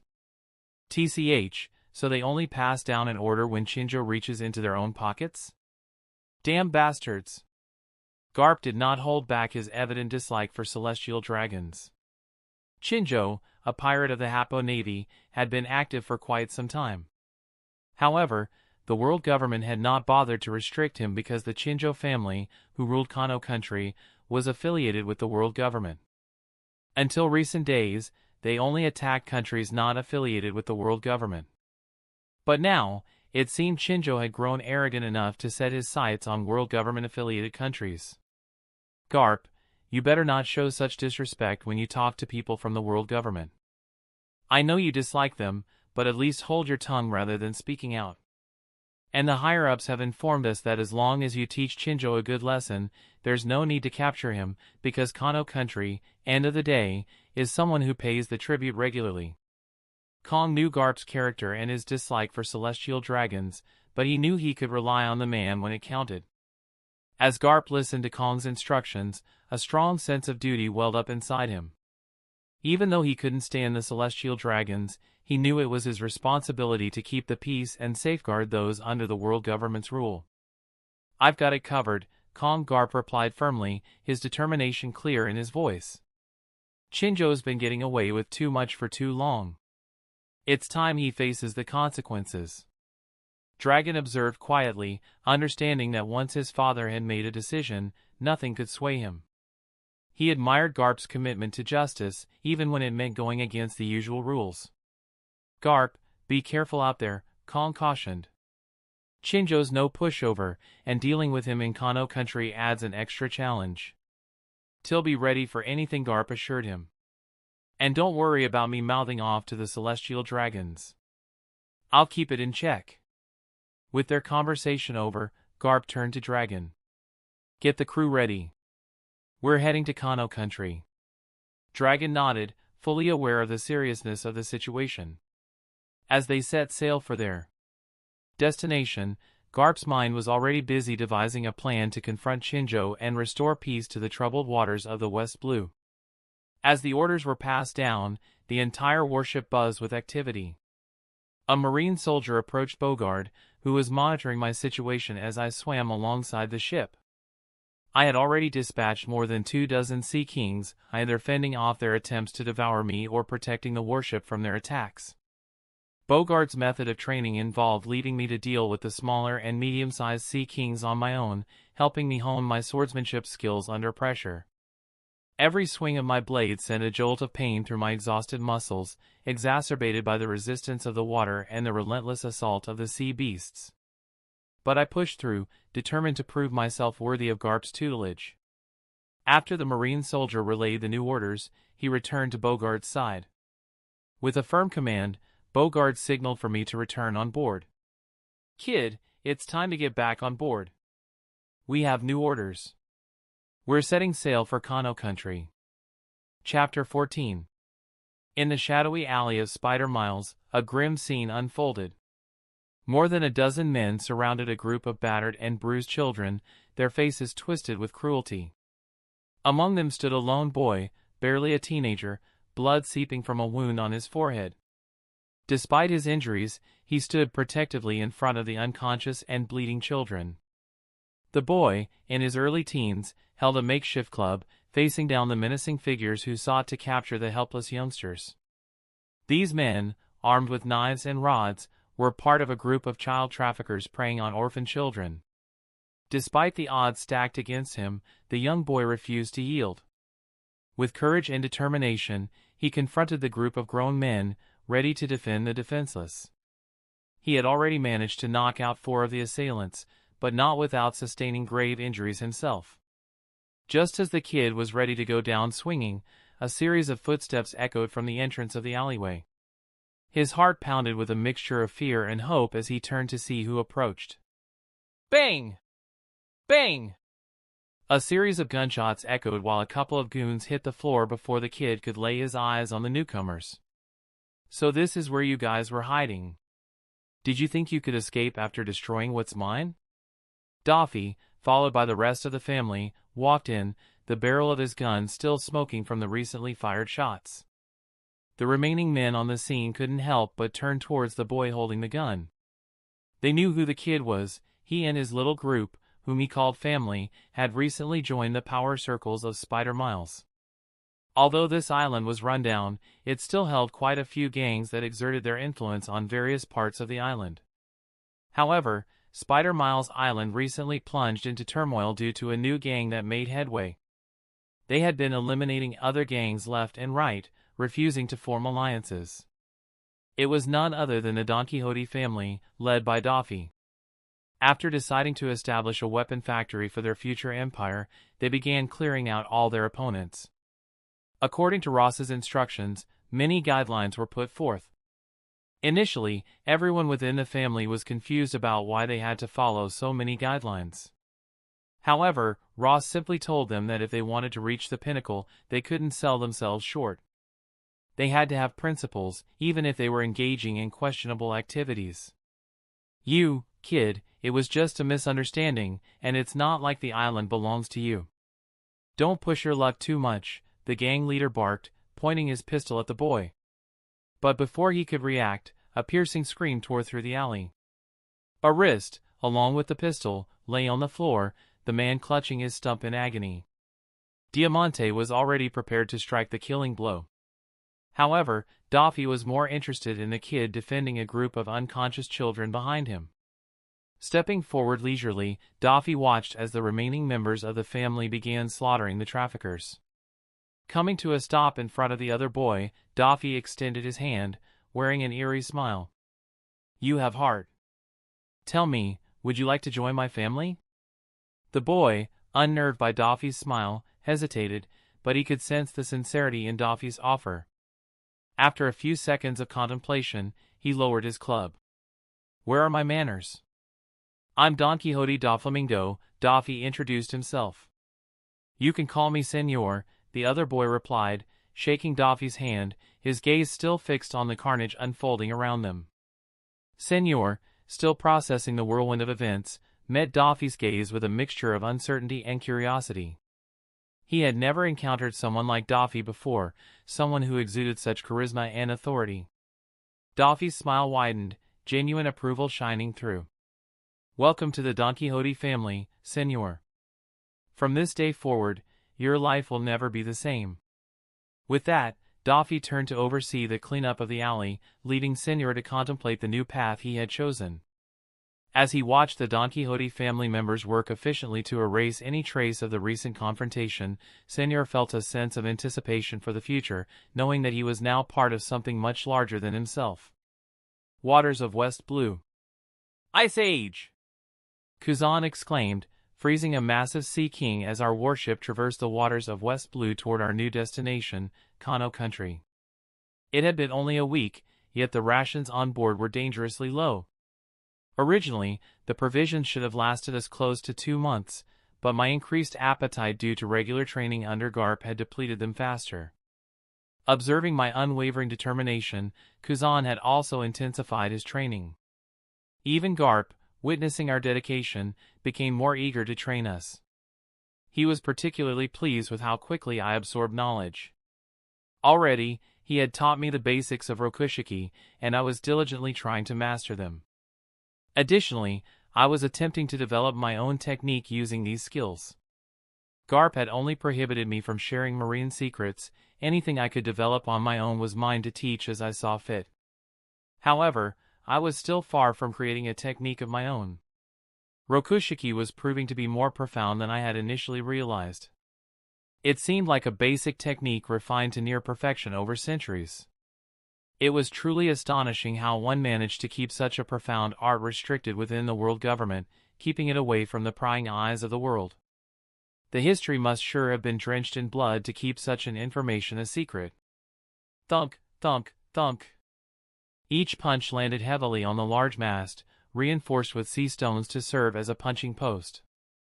Even Garp would have to coat himself with armament haki to damage it, showcasing its sturdiness.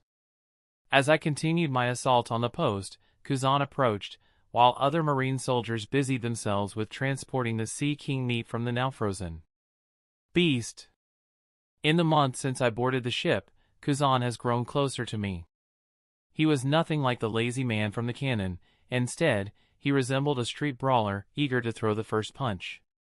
It was evident that his character was being heavily influenced by a man like Garp, who believed in the justice of the Marines.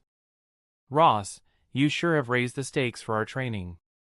All I ever see you doing is training, training, and more training. Do you have a goal in mind? Corazon asked, his curiosity evident. I paused my relentless punching and turned to face Corazon, who awaited my response eagerly. A goal, you say? Yes, I have a goal, one much grander than yours, Corazon-senpai. To achieve such a grand goal, I don't think even the strength of a fleet admiral would be enough. I must go much, much further. I aim to stand at the pinnacle of this world, with no one else able to challenge me. With determination, I resumed my assault on the mast, intensifying my punches. Ha ha ha, you sure are ambitious, kid. Even a fleet admiral is not enough, huh? I hope you can fulfill your dream someday. But for now, remember, all I need is a single finger to crush you. Garp's booming laughter caught both mine and Corazon's attention as he stepped out, followed by Bogard, who trailed behind him like a shadow. Well, you brats must prepare yourselves, Garp announced, his voice filled with a mix of excitement and anticipation. We've already confirmed the location of the Hapo Navy with the help of headquarters. We should be able to intercept them within half a day. So, you guys better rest, because you'll join the battle to deal with the little goons of the Hapo Navy. They'll be a good test for you, as they have quite a few competent HAKL users among them. And as for Chinjao, my fist has been itching for some time now. I'll make sure to teach him a proper lesson. Garp chuckled heartily, as if he were going on a vacation rather than heading into battle. After a few hours of sailing, we finally intercepted the Happo Navy, who were anchored on a huge island that seemed like a temporary supply point for pirates. The tension crackled in the air like electricity as Garp and Chinjao locked eyes, their gazes burning with intensity. Chinjao, the formidable leader of the Happo Navy, exuded arrogance as he stood tall, his muscular frame radiating confidence. "Ah, Garp, the famous hero of the Marines," Chinjao sneered, his voice dripping with disdain. "I must say, I expected someone more impressive. You're nothing but a man clinging to past glory." Garp's response was a booming laughter that echoed across the battlefield. "Past glory, eh? You underestimate me, Chinjao. Age has only sharpened my skills. I'll show you just how formidable I am." As the verbal sparring escalated, the tension reached its peak, and without warning, Garp lunged forward, his massive fist aimed straight at Chinjao's chest. Chinjao met the attack head-on, his own fists crackling with haki as he blocked Garp's strike with sheer force. The clash between the two titans sent shockwaves rippling through the battlefield, shaking the ground beneath their feet. It was a clash of strength and willpower, with each combatant refusing to yield an inch. Sensing the gravity of the situation, Corazon and I leaped into action, our determination fueling our movements. Corazon unleashed a wave of icy projectiles, forcing members of the Happo Navy to scatter as they struggled to evade the freezing onslaught. The tension was thick enough to cut with a knife as Garp, the Marine legend, faced off against Chinjao, the fearsome leader of the Happo Navy. Their eyes locked in a fierce stare-down, each one determined to prove their dominance on the battlefield. "You dare challenge me, Marine?" Chinjao's voice thundered across the battleground, arrogance dripping from every word. "I'll crush you like a bug." Garp's response was a low chuckle, his eyes glinting with amusement. "You talk too much, Chinjao. Let's see if your fists are as loud as your mouth." And with that, the clash began. Chinjao lunged forward like a raging bull, his massive fists swinging towards Garp's head with deadly intent. But Garp was like water, flowing effortlessly out of harm's way with a graceful sidestep. As Chinjao's punches continued to rain down, Garp countered with lightning-fast strikes of his own. Each blow was aimed with surgical precision, exploiting every opening in Chinjao's defenses. The air crackled with the intensity of their battle, sending shockwaves rippling through the surroundings. Meanwhile, amidst the chaos of the battlefield, I found myself locked in combat with the members of the Happo Navy. With my Katetsu's sword in hand, I moved like a whirlwind, anticipating their every move with my keen observation haki. Dodging and weaving through their attacks, I struck back with ferocious blows of my own. Each swing of my blade cut through the air like a razor-sharp gust, leaving a trail of fallen enemies in my wake. The ground trembled beneath our feet as the clash of steel echoed across the battlefield. Back in the heart of the action, Garp and Chinjao continued their epic duel, their movements like a symphony of destruction. With every clash of their fists, the earth shook and the air crackled with energy, sending shockwaves rippling through the air. Chinjao's arrogance was matched only by Garp's unwavering resolve, and as they traded blow after blow, it seemed as though the very fabric of reality itself was being torn apart. The ground beneath them cracked and splintered, unable to withstand the sheer force of their clash. But still, they fought on, each one refusing to back down in the face of overwhelming odds. For in the heart of battle, there could be no retreat, no surrender. There was only the relentless pursuit of victory, no matter the cost. Chapter 15. Die! More than a dozen pirates from the Happo Navy surrounded me, their guns aimed and firing simultaneously. I could have dodged using my observation haki, but I wanted to test something out. My instincts told me I could handle it. "Tackle!" I exclaimed, utilizing the technique I had recently learned. The bullets hit me, making a noise like clashing heavy metal. The pain was overwhelming, but the shots didn't pierce my skin. Every impact hurt like hell, but I gritted my teeth and endured. Using my sword, I thrust it forward in an improvised move to use Showdown with my sword thrust. The attack punctured an enemy who swung an axe at me. Before he realized it, a fist-sized hole ripped through his chest, and his body thudded to the ground. I immediately moved to my next target using Saru, a technique that granted me inhuman speed. The more mastery I could gain from the technique, the faster I could become. Currently, I only have initial mastery of Shogun, Tekkel, and Soru. As for the other 3 techniques, although I could use them, I was not confident enough to do so in battle, unwilling to risk it. Busashoku, Koka! I heard a sudden shout from my side, and my observation haki alerted me to an incoming threat. Without thinking twice, I swung my sword to intercept the incoming punch. Clang! A fist coated with haki collided with my blade. Though I intercepted the blow, the force behind the punch was too much for me to handle, and I was thrown back about 10 meters. My assailant was probably a high-ranking member within the Happo Navy, able to use armament haki. I noticed the sword he held in his other hand was now coated with haki. Kid, you should not have messed with the Happo Navy. Die, he declared, raising his sword to strike me down.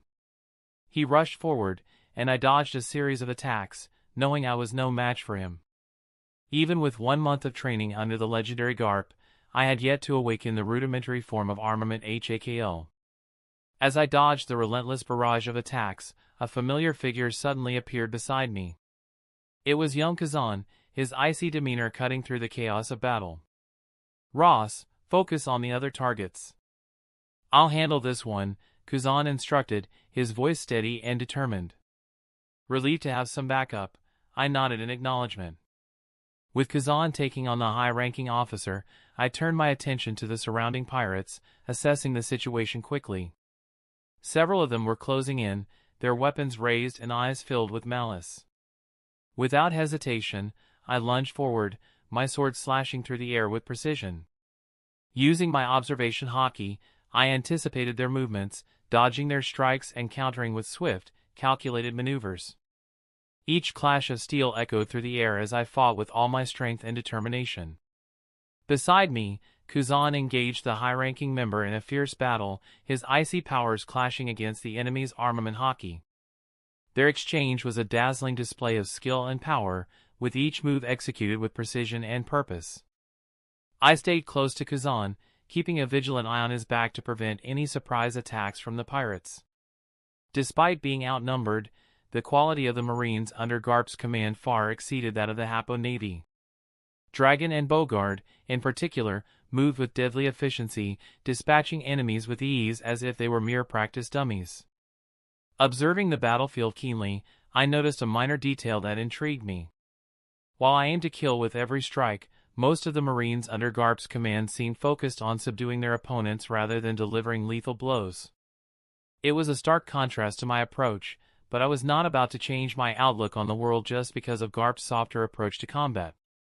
As the fight raged on, I witnessed Corazon impaling his opponent with an ice spear, swiftly encasing him in an ice sculpture, and effectively removing him from the battle. It dawned on me that if Corazon had employed his ice fruit abilities during our spar, I would have undoubtedly been defeated within moments, especially with my inability to use armament haki.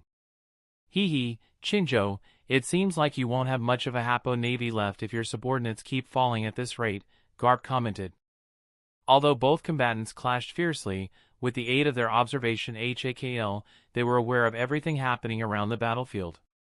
With a quick observation, both knew that the Marines were quickly overpowering the enemy despite their lack of numbers. Despite having quite a few competent fighters among his pirate group, there was none who could match Dragon and Bogard's caliber. Boom! Both fists, clad with armament haki, clashed with ferocity. The shockwaves sending several others flying who had ventured too close to the battlefield where Garp and Chinjao were fighting. It had been almost half an hour since the clash started, but the Happo Navy's numbers had dwindled by more than half. However, the casualties on the Marine side were minimal. With a resounding roar, Chinjao pushed back, creating a momentary lull in the chaos of battle. His voice boomed across the battlefield, commanding the Happo Navy to retreat. The pirate leader's eyes blazed with a fierce determination as he issued his challenge to Garp, demanding a one-on-one duel. Garp weighed his options carefully. His orders were clear: subdue Chinjao and teach him a lesson for his audacity in attacking countries affiliated with the world government. Despite the risks, Garp knew that facing Chinjao in single combat was the easiest way to achieve his objective. With a nod of acknowledgement, Garp accepted Chinjao's challenge. The two warriors stepped forward, their gazes locked in a silent exchange of resolve.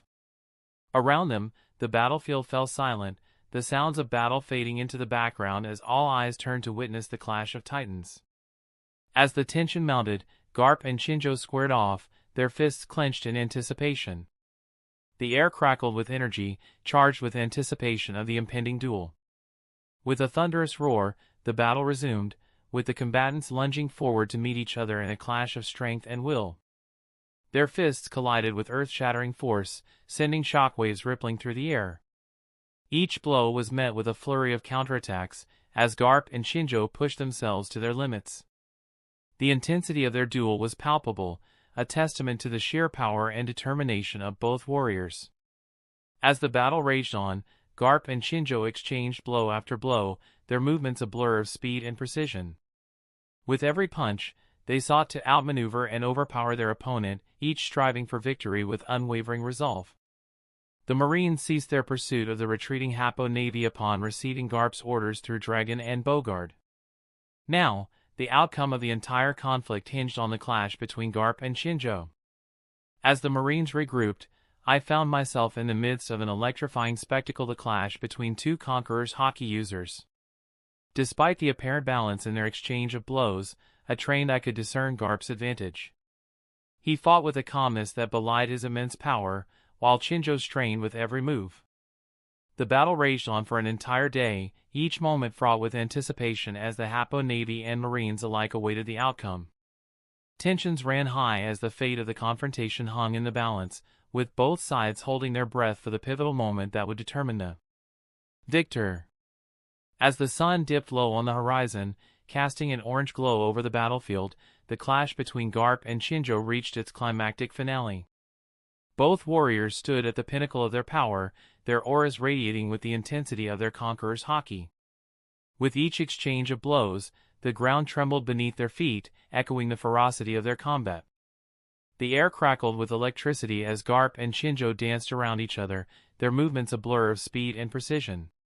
Suddenly, with a thunderous roar, Garp unleashed a devastating punch, his fist enveloped in a shroud of armament HAKL. The force of the blow was enough to send shockwaves rippling through the air, causing even the most seasoned warriors to pause in awe.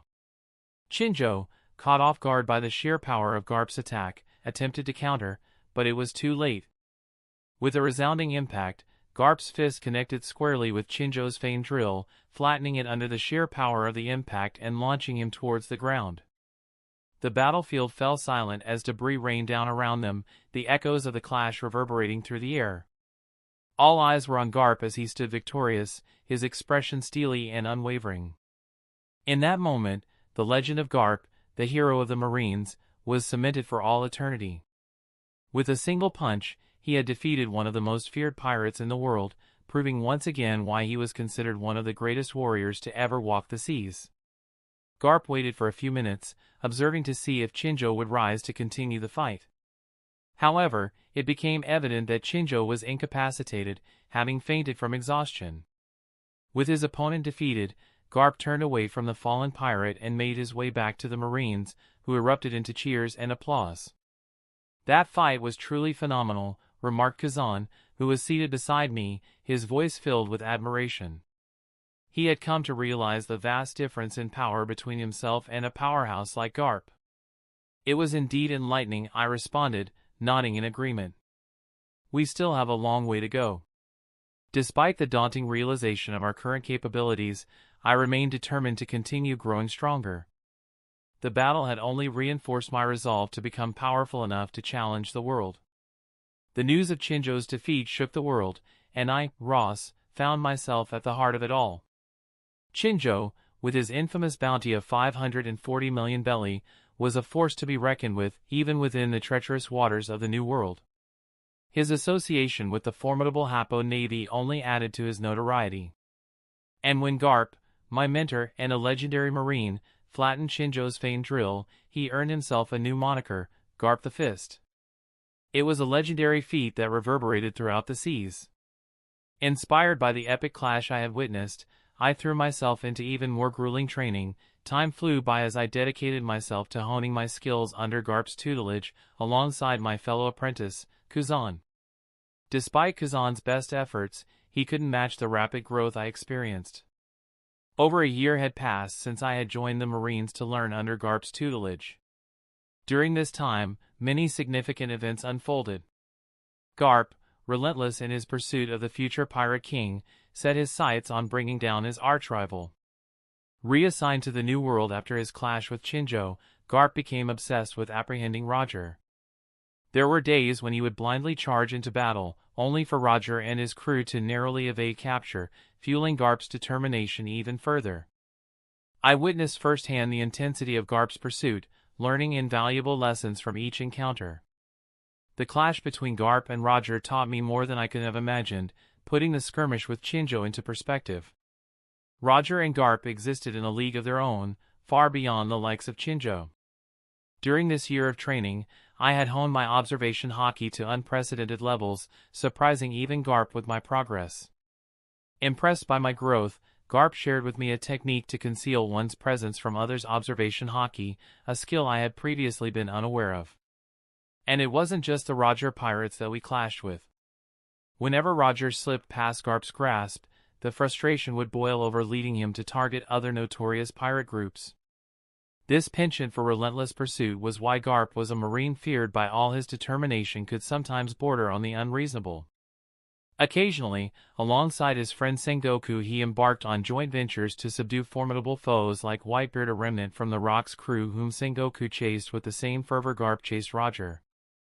That's the end of this tale for now. Thank you for watching, like and subscribe. Join the Discord linked in the description, and I'll see you in part 2. Peace.